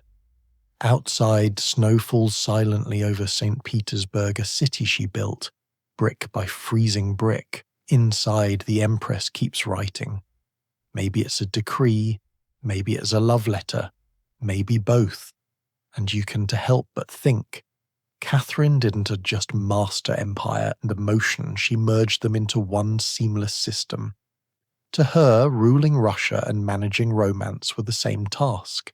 Maintain control, nurture progress, and leave no room for incompetence. Some monarchs conquered continents. Catherine conquered calendars. And honestly, that might be harder. At Versailles, beauty fades fast, but Pompadour reinvents herself like a one-woman marketing campaign. When the king gets bored, she becomes his advisor. You think, this is what LinkedIn endorsements aspire to be. You wake up in Versailles again, a palace so decadent it makes a luxury hotel look like a student hostel. The halls are filled with the scent of roses, the sound of gossip, and the faint rhythmic creak of powdered wigs being adjusted for optimal intrigue. Here, careers live and die by candlelight, and yet amid this glittering chaos, one woman manages to outlast them all. Madame de Pompadour. By now, she's no longer the king's lover in the traditional sense. The romance has cooled, partly due to time, partly due to overexposure. But where most women would fade into polite obscurity, Pompadour simply pivots. She doesn't retire. She rebrands. At breakfast, she reads state papers. By lunch, she's advising on military appointments. By dinner, she's directing theatrical performances in which everyone else plays the fool. Versailles may run on vanity, but Pompadour runs on strategy. She knows that when beauty stops being currency, intellect takes over. Louis XV still visits her rooms daily, not for passion, but for peace. You watch him slump into a gilded chair, sighing about wars, ministers, and court politics, while she listens, smiling softly. She knows exactly when to offer advice, and when to change the subject to porcelain or poetry. She is not his mistress anymore.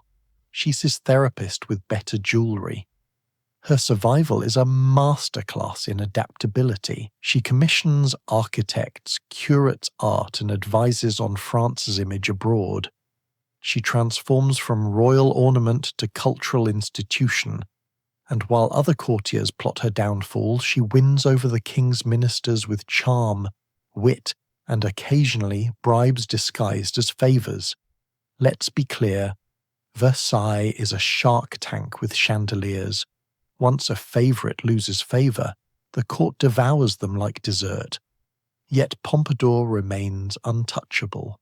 When whispers circulate about her influence, she simply throws another masquerade ball because nothing kills a rumour faster than a good party. She also understands something fundamental about power. It is not about being loved, it is about being needed. So she makes herself indispensable. The king's correspondence, she organises it. His diplomatic policies, she edits them. The design of his new palace wing, she suggests the curtains. Her fingerprints are on everything from treaties to teacups. At one point, Louis grows melancholic, the kind of existential sadness that only happens when you're too rich to have real problems. Pompadour comforts him not with flattery, but with philosophy. We must, she tells him, accept our role and play it well. It is half stoicism, half survival manual. You sit beside her at her writing desk one night. She is drafting a note to Voltaire, casually maintaining a friendship with Europe's sharpest mind, and you realise she's doing what no one else at court dares, thinking about legacy. They will remember me as vain, she says, dipping her quill. But vanity, my dear, is just ambition in silk. Her health begins to fade, years of stress, art and polite warfare taking their toll. Still, she refuses to slow down. She oversees the construction of the Petit Trianon, a smaller palace meant to give the king peace. Ironically, it becomes a symbol of her endurance. Even in illness, she works, hosting salons from bed, dictating letters, ordering fabrics, advising ministers. When death comes for her in 1764, it's said the king mourned sincerely, not with theatrical grief but genuine affection. As her coffin left Versailles, rain began to fall. Louis watched from the window, whispering, "She will have no fair weather for her last journey." You look around the palace, the mirrors, the silk, the endless perfection, and you can almost still feel her presence. Not the mistress, not the seductress, but the strategist who mastered reinvention before the word networking even existed. History remembers her as a courtesan, but the truth? She was the CEO of relevance centuries before social media made it a lifestyle. And as you leave Versailles, you can almost hear her whisper from the gilded halls, "Charm fades, competence endures, and powder hides everything. Venice turns on her. The church drags her to trial for immorality, as if anyone else in Venice could pass that test. She defends herself with poetry so sharp it cuts the judge's pride in half. You whisper, 'Queen.' You wake up in the echoing marble chambers of the Venetian Inquisition.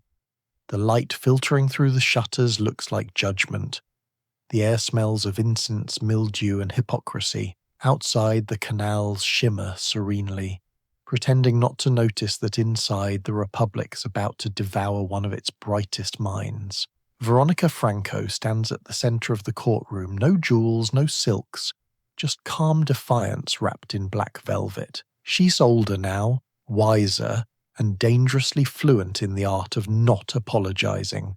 Across from her sit the judges, men in robes who spent their youth paying women like her and their middle age condemning them. You take a seat in the back, next to a priest who smells faintly of guilt and expensive wine. The prosecutor rises, dramatically unrolling a list of charges. "Franco, Veronica," he intones, "accused of moral corruption, witchcraft, and excessive influence." You raise an eyebrow.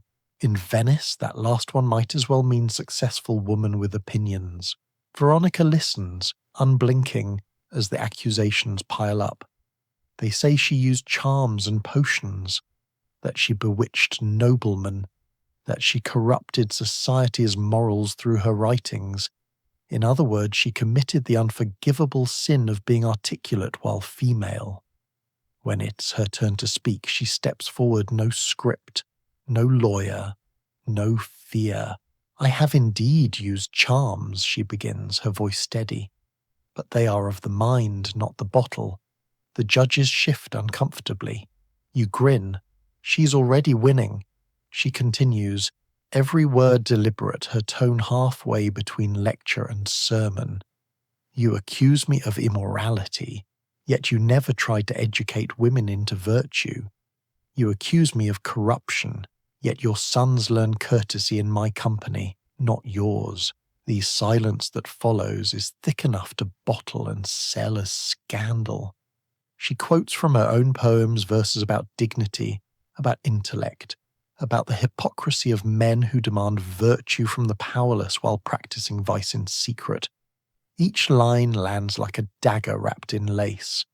You can see the judges squirm, trapped between admiration and outrage.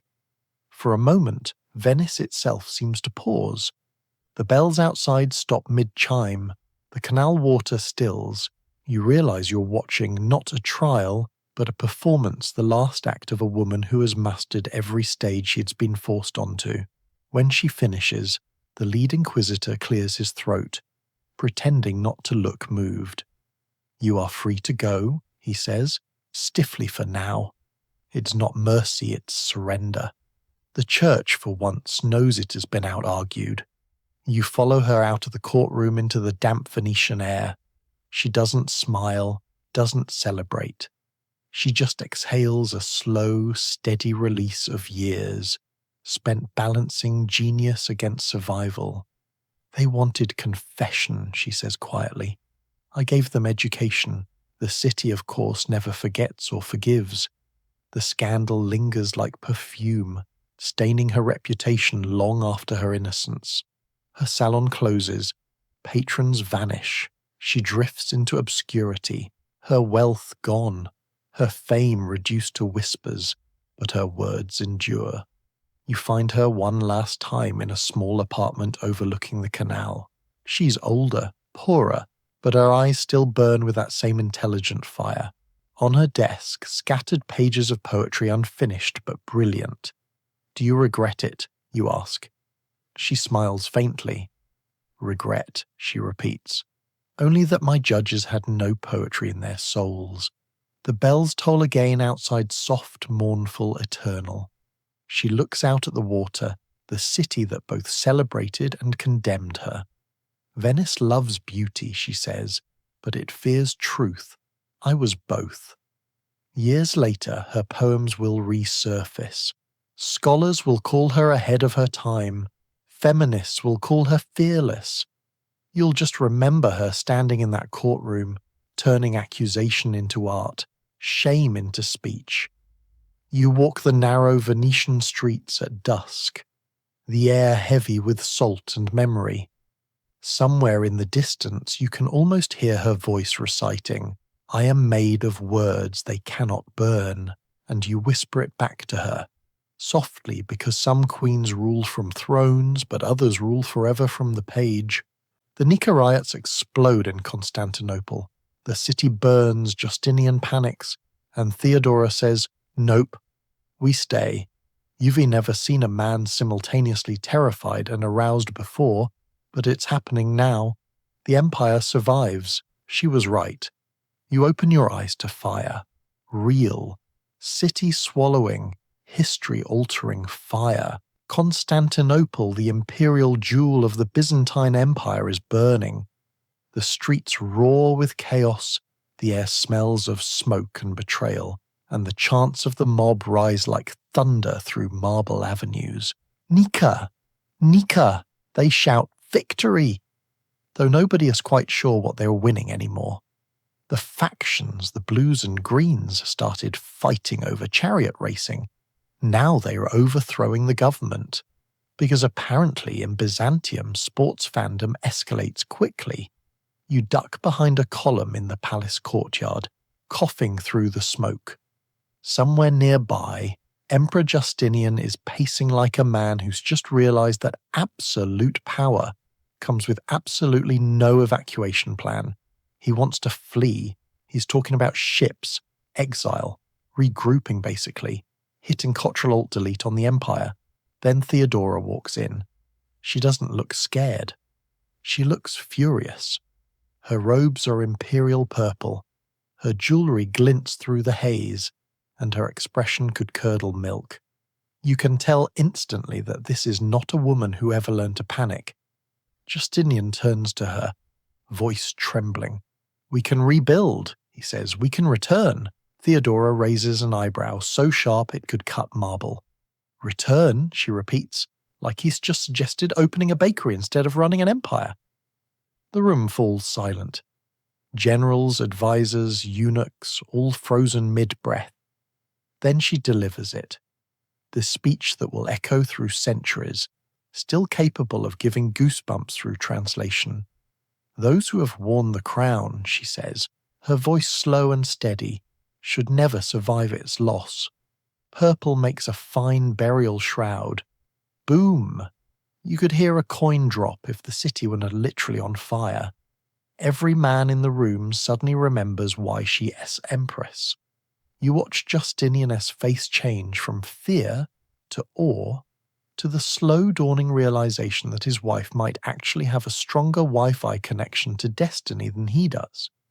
For a brief, weirdly romantic moment, the entire empire balances on the look they exchange.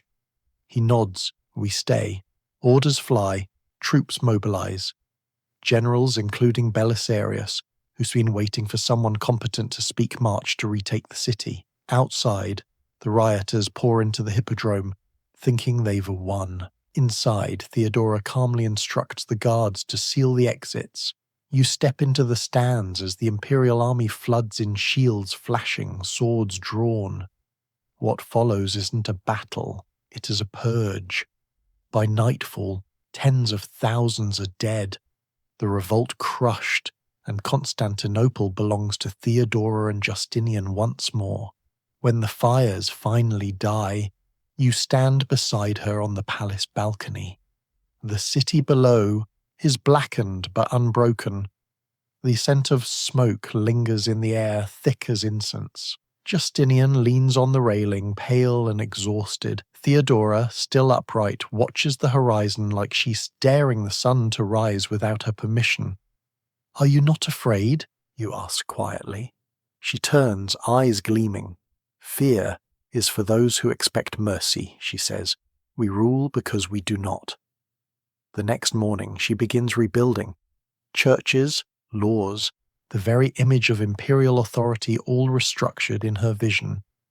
Hagia Sophia rises from the ashes like a stone hymn to resilience. Inside, mosaics shimmer with divine gold, and you can almost see her reflected in every tile. Part saint, part strategist, entirely unforgettable. The courtiers whisper that she saved the empire with one speech. You know better. She saved it with nerve. Theodora's power wasn't in her words, it was in her refusal to bow, to blink, to be the polite decoration history expected her to be.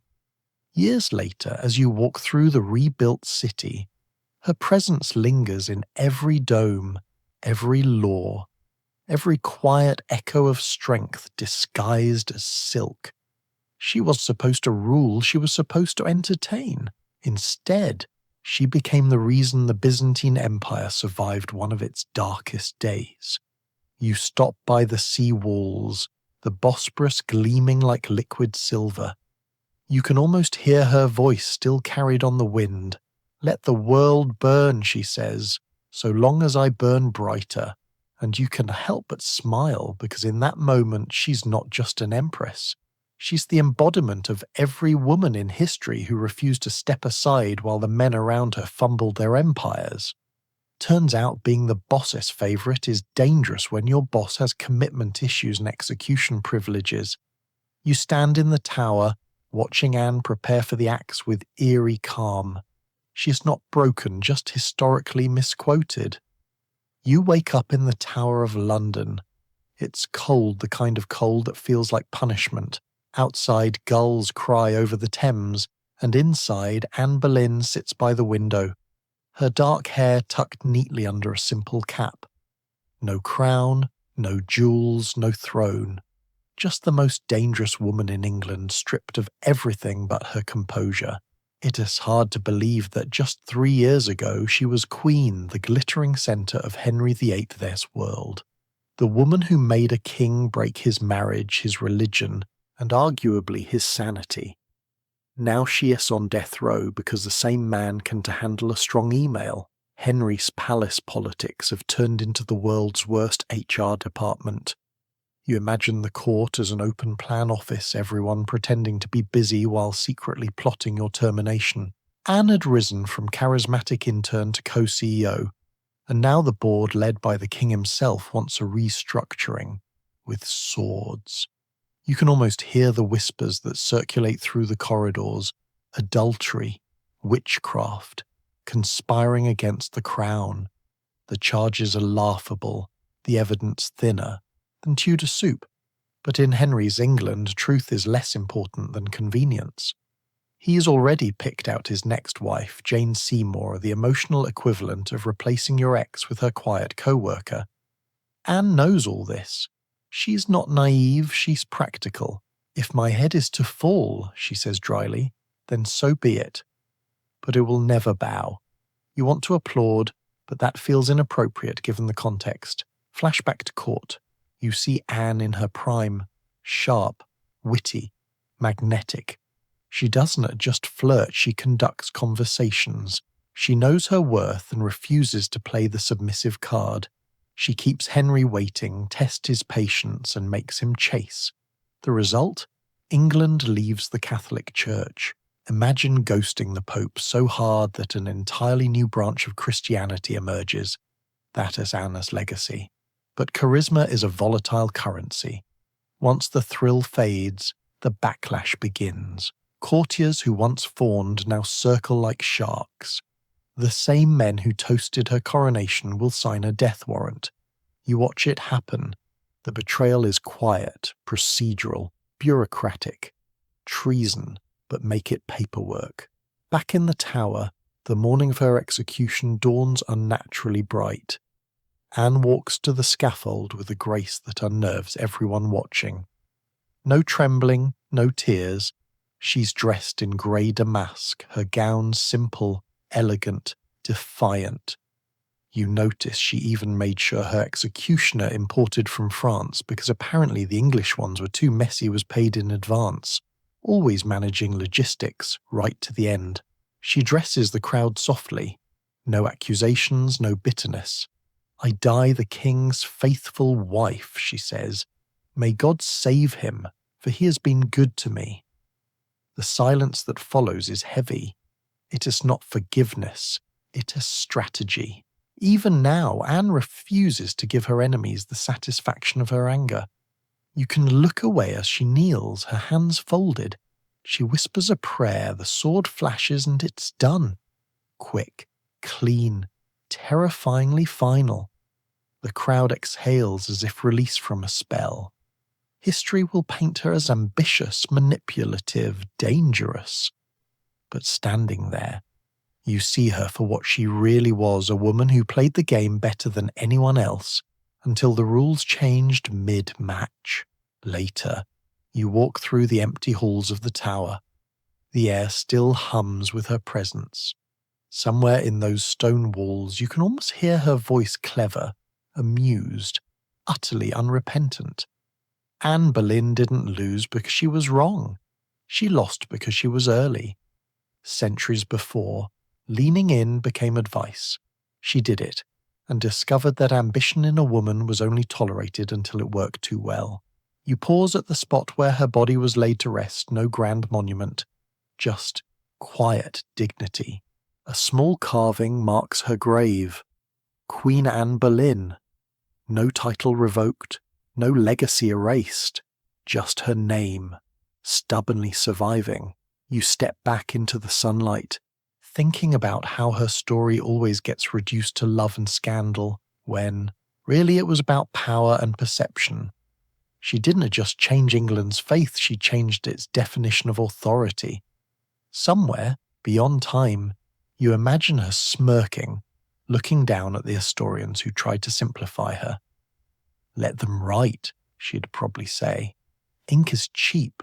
Influence isn't tea." And as you leave the Tower, the wind carries a faint echo, not mourning, not regret, but something stronger. The quiet defiance of a woman who lost her head but kept her legend. The asp slides near her hand. The Empiress lost, the men are dead, and Cleopatra decides to make her exit her own. You realize even her suicide is branding timeless, theatrical, unforgettable. You wake up in Alexandria, in a palace gone quiet. Once this place hummed with music and intrigue, laughter and negotiation. Now the air feels heavy like the last note of a song that knows it's over. The marble floors are cool beneath your feet. The scent of jasmine still lingers, and somewhere behind a curtain, Egypt's last pharaoh sits in perfect stillness. Cleopatra VII. Ruler, diplomat. Myth is about to turn her death into the grand finale of a life lived entirely in capital letters. Outside, Roman soldiers stand guard, pretending they've already won. Inside, Cleopatra adjusts her gold bracelets and orders fresh fruit and wine. Because if she's gonna die, she'll do it hydrated and moisturized. You glance toward the harbour Caesarean. Her son has been executed. Antony, her partner in power and chaos, lies dead by his own hand. Octavian, Rome's new master, is closing in, promising mercy he'll never deliver. Cleopatra knows the script. She'll be paraded through Rome, a trophy for the Senate's self-congratulation. But Cleopatra doesn't do humiliation. She does legacy. She rises slowly, her movements deliberate, regal. Even now her presence fills the room like perfume. Her attendants, loyal to the end, hover near her in silence. She's dressed not for mourning, but for memory. A white linen gown, gold collar gleaming against her skin, eyes lined in kohl so precisely that even grief looks symmetrical. "Rome will not see me chained," she says softly, her voice calm, almost amused. "They shall have a story instead." And so she writes her ending. The basket arrives, disguised as a gift of figs. Inside, nestled among the fruit, a small cobra, an asp, coiled and silent. Cleopatra studies it the way a general studies a map, coolly, analytically, deciding where to strike. You watch, unable to breathe. There is no panic, no hesitation, just the grace of a woman who has spent her life mastering appearances. She lifts the snake gently, almost tenderly, and lets it brush against her arm. The bite is fast, almost imperceptible. She reclines on her couch, lips curving into a faint smile. "So ends a queen," she whispers. "As I began on my own terms." Her hand falls. The attendants weep quietly. The snake curls away, its work done. The world shifts subtly, irreversibly. Later, when Octavian enters the room expecting a captive, he finds a tableau. Cleopatra lies as though she is asleep, beautiful and terrible all at once. It's not a corpse, it's an image, a message. You can see the realization flicker in his eyes. Even in death, she's beaten him at the one game he could never win control of the narrative. Rome will tell its version, of course. The barbaric queen who seduced its heroes, the witch who dared to challenge its empire. But centuries later, her story still gleams brighter than his victory. Because Octavian became Augustus, another emperor in a long list, and Cleopatra became a symbol, carved into eternity. You walk through the ruins of her palace, the sea breeze brushing the curtains. The empire she fought for is gone, but her myth endures a cocktail of power, intellect, and unapologetic spectacle. You realize that Cleopatra's genius wasn't just political, it was psychological. She understood something Octavian never would, that death ends life, but not legend. The Romans thought they'd conquered her. Instead, she outmarketed them. Every painting, every poem, every whisper of her name keeps her alive. She didn't just rule Egypt, she conquered memory itself. You pause by the window, watching the Mediterranean shimmer beneath the dying light. Somewhere, you swear you can hear her voice, carried on the wind, calm, confident, eternal. Let them call it tragedy, she says. History loves a woman who dies beautifully, and as the sun dips below the horizon, you realize she was right. Cleopatra did not lose her empire. She curated her immortality. Voltaire writes her letters. Diderot sends her books. Catherine funds philosophers the way modern billionaires fund space rockets to prove she is smarter than everyone. You sip your vodka and realize she probably was. You wake up in St. Petersburg, where the chandeliers alone have a higher IQ than most monarchs. Catherine the Great is holding court not in a throne room, but in her private study, surrounded by books, manuscripts, and at least 3 exhausted secretaries who've been taking notes on her correspondence with the greatest minds of Europe. There is no perfume of idle luxury here. The room smells faintly of ink, parchment, and ambition. A samovar hisses quietly in the corner. Catherine sits at her desk in a dressing gown that looks more expensive than a small province. She's reading a letter, another one from Voltaire, filled with compliments about her wisdom, wit, and good governance. You get the impression Voltaire might have had a crush, but Catherine treats him like a particularly clever intern. Voltaire says I am the embodiment of reason, she remarks, smiling faintly.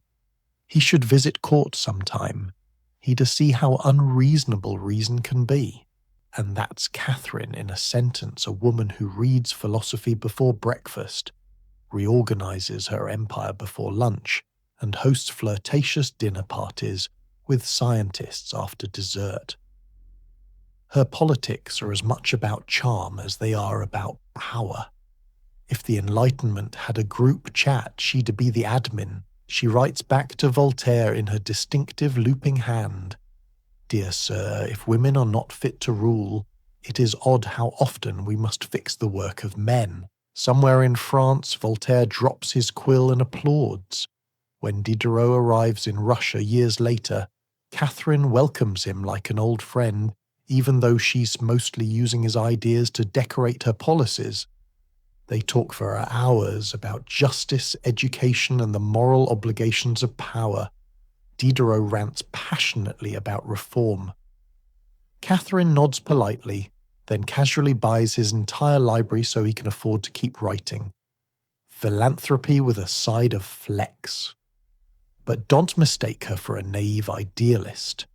Catherine knows enlightenment looks great on paper and even better on royal stationery. She promotes reason and tolerance while quietly keeping her secret police busy. She invites philosophers to discuss human rights, then taxes the peasants to fund their visits. It's the 18th century version of posting bikined while firing your staff. Still, there's no denying her intellect. You sit through one of her evening salons, a glittering mashup of diplomacy and debate. Ministers, writers, and generals crowd into candlelit rooms while Catherine holds court from her chaise lounge, discussing everything from geometry to gossip. One guest dares to correct her on a detail about Voltaire's essays. She fixes him with a smile so sharp it could cut a quill. I corresponded with him for 20 years, she says sweetly. Did you? The man doesn't speak again for the rest of the night. Even her love life becomes an extension of her political philosophy. She treats affection like diplomacy, strategic, occasionally passionate, always efficient. Her lovers don't just share her bed. They share her vision for modernization. They build roads, reform armies, and introduce Western ideas into Russian policy. When they grow tiresome, she promotes them to cushy positions in the countryside, the 18th century equivalent of sending an ex to manage your satellite office in Siberia. You can help admiring her multitasking. She's running one of the largest empires on Earth, hosting philosophical salons, writing her own plays, managing public image, and still finding time to revolutionize education. Her idea of a light evening is drafting an instructional manual for provincial governors and critiquing Voltaire's latest essay in the same sitting. But beneath all that brilliance, there's loneliness, the kind only absolute power brings. Sometimes, after a long day of decrees and diplomacy, she sits by the window overlooking the Neva River, reading by candlelight. The snow outside glows faintly blue. You imagine her thinking, "These men call me enlightened, but what I really am is awake." By the end of her reign, Russia is stronger, richer, and far more complicated. Catherine never became the philosopher Queen Voltaire imagined, but she came closer than anyone else ever did. Her empire stretched from the Baltic to the Black Sea, and her influence stretched all the way into the libraries of Paris. You take one last sip of vodka and glance around the room, shelves stacked with banned French books, letters sealed in wax, a portrait of her painted in impossible confidence. She was a monarch, a patron, a strategist, and a woman who knew that intellect was the ultimate aphrodisiac. History remembers her as a conqueror, but sitting here, surrounded by her thoughts and her lovers' portraits, you realize her greatest conquest wasn't land, it was relevance. Catherine didn't just flirt with philosophers, she made philosophy fashionable, and somewhere Voltaire is still blushing. The firing squad waits. She refuses a blindfold. Her last look is pure theatre, spine straight, chin high, lipstick perfect. You blink, realizing she never stopped performing. You wake up in a grey Paris morning fog curling over cobblestones like cigarette smoke, the world holding its breath. The year is 1917, and Europe is collapsing under the weight of war and paranoia. Somewhere beyond the city, men in trenches are dying for lines on a map. Here, in a quiet courtyard at the edge of Vincennes, a woman in a fur coat is preparing to die for whispers. Mata Hari, dancer, courtesan, alleged spy. Real name, Margaretha Zell. Dutch by birth, myth by design. She stands before the firing squad like she's stepping onto a stage. The soldiers shift nervously, unsure whether they're about to execute a criminal or interrupt a performance. You watch from the sidelines as she adjusts her gloves, calm, deliberate. Someone offers her a blindfold. She smiles and shakes her head. "No," she says softly, "I want to see." Her voice is smooth, low, the same voice that once charmed generals and princes into secrets they didn't mean to share. Even now, with death waiting 10 paces away, she refuses to surrender the gaze. Let us rewind. A decade earlier, she was the toast of Europe, an exotic dancer who hypnotized audiences with her slow serpentine movements, veils slipping like secrets. Paris adored her. Men sent her jewels, invitations, and the occasional declaration of eternal devotion written in bad poetry. She cultivated mystery like a profession, claiming to be a Hindu temple dancer trained in sacred rites. In truth, she'd made it all up. And people believed her, because they wanted to. When war broke out, that mystery turned from entertainment into suspicion. Her lovers were officers, diplomats, spies. She crossed borders easily, spoke languages fluently, and seemed to know too much. France accused her of working for Germany. Germany accused her of working for France. The truth? Probably neither. But once the word spy attaches to your name, facts don't stand a chance. You picture her interrogation's smoky room, male officials trying to corner her with insinuation and smugness. "Tell us, Madame Hari," one sneers. "How many secrets did you sell?" She leans back in her chair, eyes half-lidded. "Secrets," she repeats. "I never sold secrets, only illusions."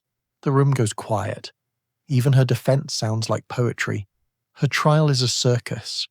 The newspapers paint her as the woman who killed thousands with seduction.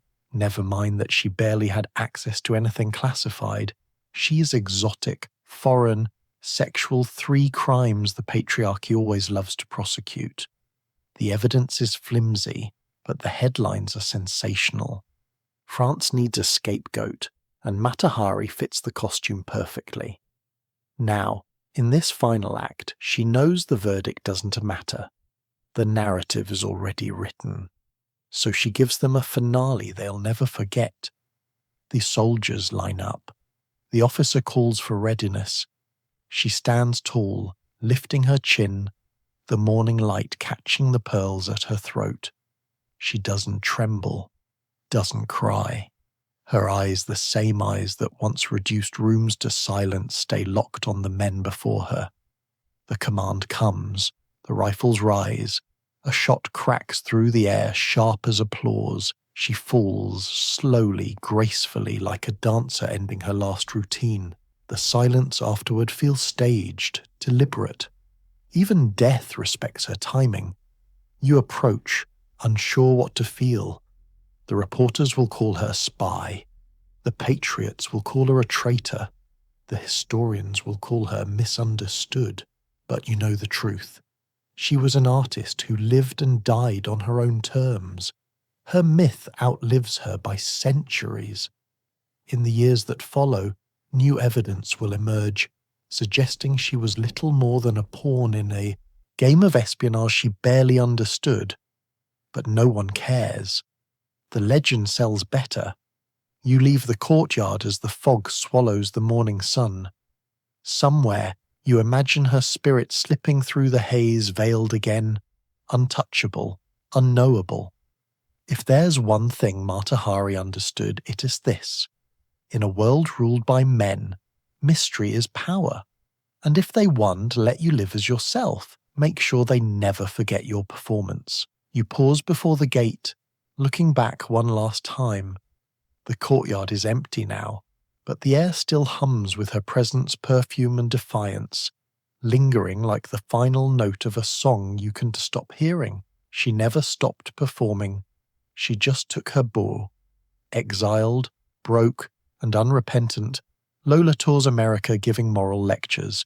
You attend one and realize she is still flirting with the front row. History forgets her. Scandal remembers. You wake up in a drafty theatre somewhere in 1850s New York. The seats creak, the gaslights flicker, and the audience smells faintly of whiskey, ink, and curiosity.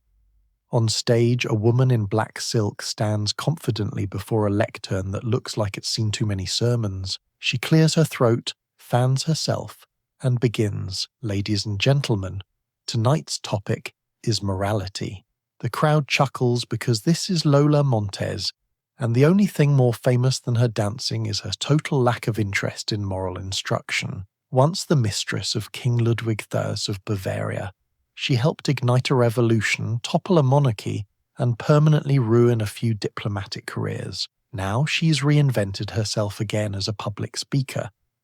You suspect her version of moral lectures will involve fewer Bible verses and more smirks. She launches into her story with theatrical flair. Morality, she declares, pacing the stage, is like fashion. It changes every season and is usually designed by men. The audience erupts with laughter, and you cannot help joining in.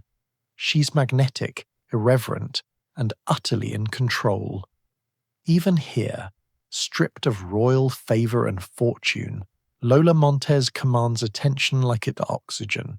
You study her as she moves, still the dancer, still the performer. Her gestures are dramatic, her voice melodic, her eyes daring anyone to look away. Every sentence is a punchline dipped in philosophy. "They said I was a courtesan," she says with a grin. "But honestly, I was just a woman with good timing and worse taste in kings." The lecture drifts between confession and stand-up comedy. She recounts her time in Bavaria, how she captivated the aging monarch with her Spanish spider dance, despite being Irish by birth and about as Spanish as boiled cabbage. How Ludwig showered her with titles, gifts, and scandal, until the entire kingdom rioted. "He called me his inspiration," she says, eyes twinkling. "Unfortunately, the people called me something less poetic. When the revolution came, she fled. Paris rejected her. London gossiped about her. So she did what all great divas eventually do. She went on tour. Across Europe, America, and Australia, Lola performed, lectured, and survived. She danced in mining camps, argued with preachers, and occasionally got arrested for punching newspaper editors. You think, this woman didn't just break rules, she treated them like furniture, rearranging them for better lighting. Now, in her final reinvention, she's trying to sell wisdom, and somehow, it's working. The front row is entirely men, hanging on every word. She leans forward, locking eyes with one. "Gentlemen," she says sweetly, "never trust a woman who flatters you, unless she is charging admission." The audience roars. She curtsies dramatically and sips water like it's champagne. Behind the humour, though, you sense something raw, the exhaustion of a woman who's been famous too long for all the wrong reasons.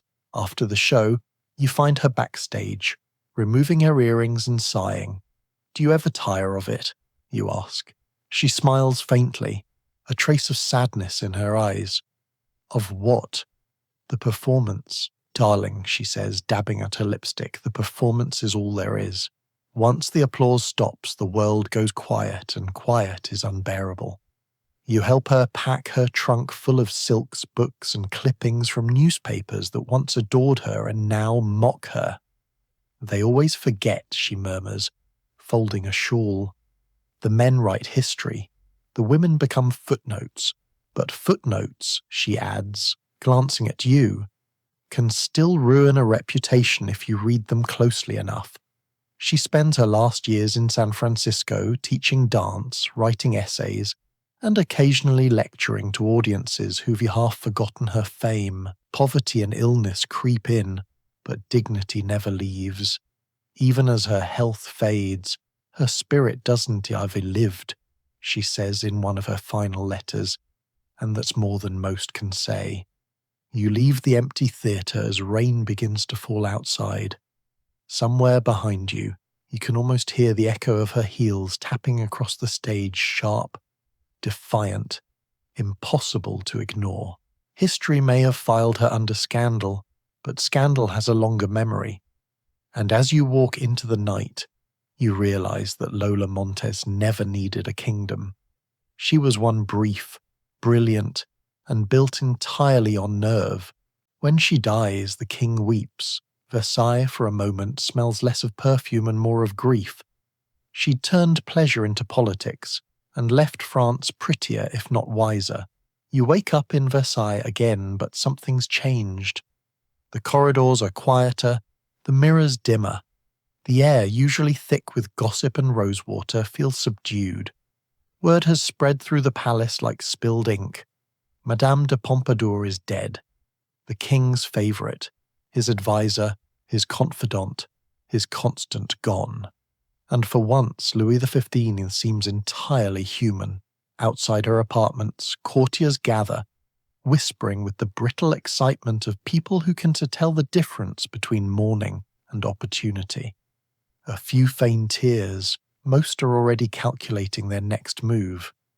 You stand among them, watching as servants drape her doorways in black silk. For 20 years she managed to hold together a court built on vanity, and now, without her, it feels like Versailles might simply collapse under the weight of its own wigs. Let us rewind. For all her glitter and grace, Jeanne-Antoinette Poisson, Madame de Pompadour was never born to belong here. She started as a bourgeois girl with ambition, not a title. A fortune-teller once told her she'd win the king's heart, and astonishingly she took that as a to-do list. Through wit, education, and enough charisma to power an empire, she transformed herself from a merchant's daughter into France's unofficial prime minister, all while wrapped in pastel satin. At first, the court hated her. She was too smart, too poised, too there. But she had the one skill Versailles respected above all: the ability to stay interesting. When the king tired of romance, she pivoted to politics.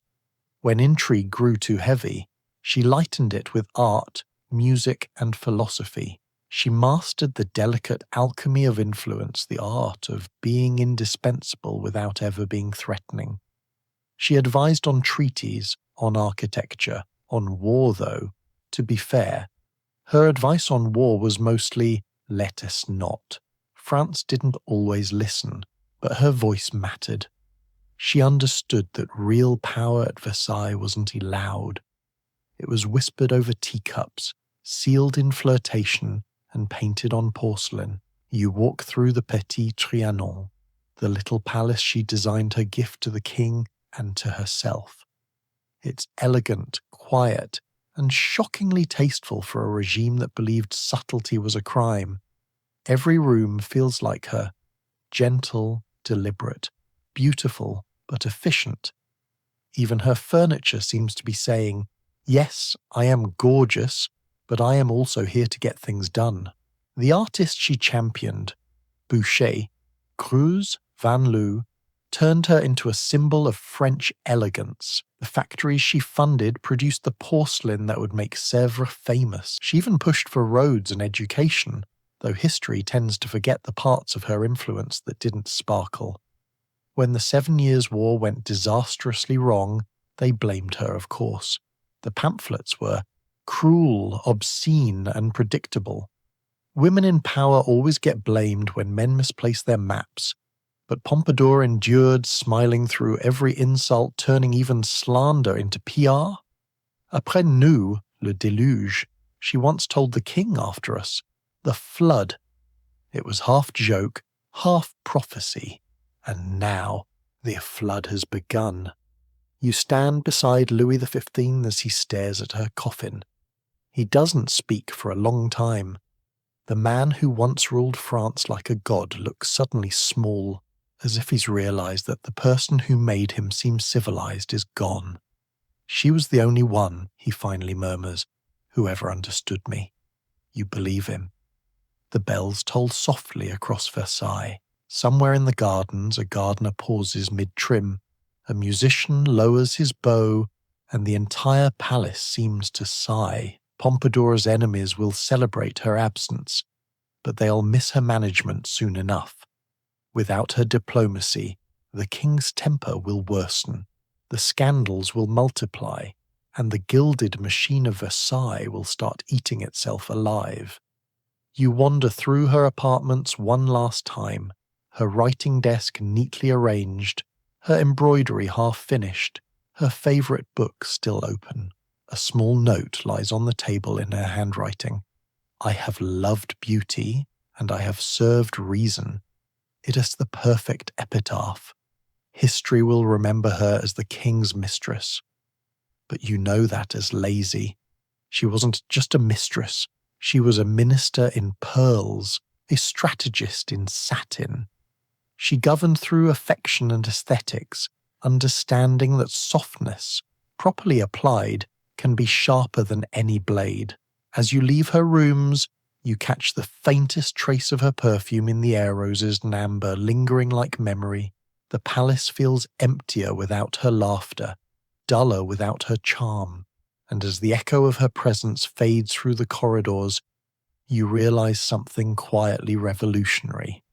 Madame de Pompadour didn't just need a crown to rule France. She just needed the patience to outlast everyone who underestimated her. Her power wasn't loud, and it wasn't written in laws. It was painted, sung, whispered, and still, centuries later, it hasn't entirely faded. Soft power, it turns out, can echo louder than thunder. You zoom out. Across centuries, candlelit rooms and continents, these women all did the same impossible thing. They mattered in a world that told them not to. Power didn't always wear armor.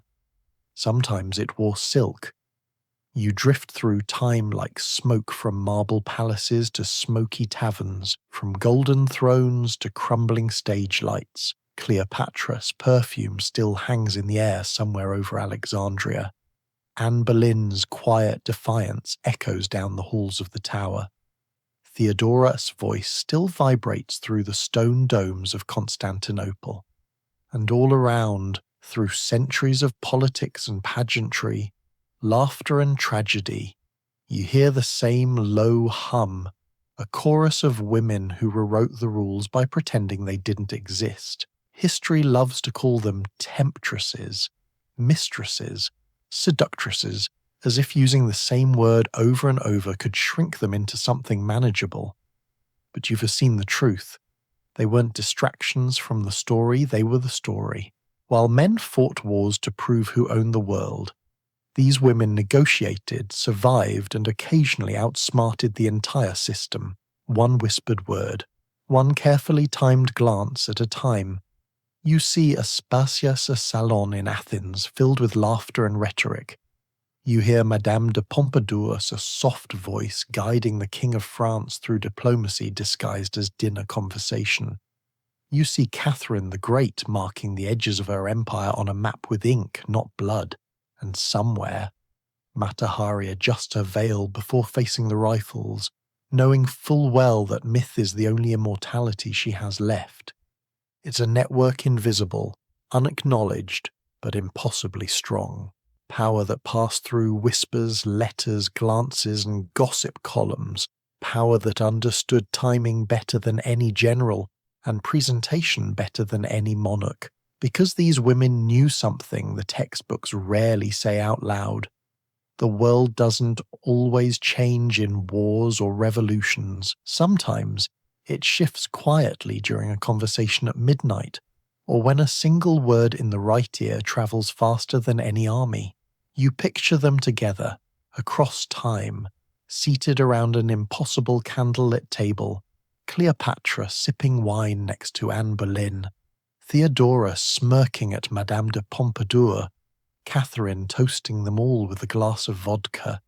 They'd trade stories of kings and fools, of survival and strategy, of how to smile when men think you are listening and win when they think you've lost. Cleopatra would say, "Charm is just politics in perfume." Anne would add, "Flirtation is the only language they bother to teach us, so we learn to weaponize it." Pompadour would nod. "Soft power," she'd murmur, "is still power." And Theodora, ever the realist, would raise her cup. "The trick isn't surviving the empire. It is surviving the story it writes about you." You sit with them in that timeless room, feeling the weight and wit of centuries pressing close.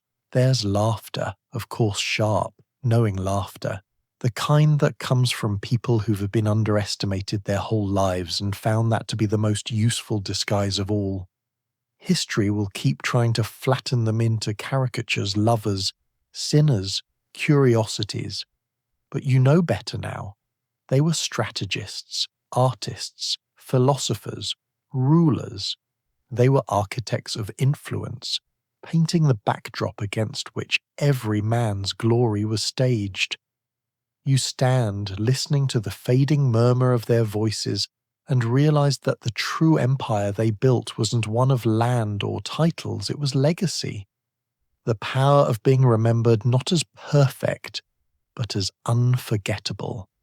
As the candlelight fades, you can almost hear them whispering together, amused and conspiratorial, across time itself. "We may not have ruled the world," they say, "but we taught it how to behave." And somewhere out there in every boardroom, parliament, and late-night negotiation, that whisper still lingers. Across 2,000 years, across torchlit halls, veiled chambers, and frozen courtyards, they moved not always loudly, but always deliberately. A queen stepping from a carpet, a courtesan wielding poetry sharper than blades, a philosopher's partner guiding empires with words, a dancer holding her enemy's gaze until the end, a ruler rewriting the fate of nations by candlelight. These women didn't just survive history, they shaped it. They did it without armies, without crowns sometimes. They did it with letters, with glances, with timing so precise it became legend. They were never just muses. They were mirrors and architects and storms dressed in silk. And now, centuries later, we remember them, not because they asked us to, but because they refused to be forgotten. The whisper never stopped. It became a story, and tonight it became yours. Sleep well, traveller. The past has kept a place warm for you.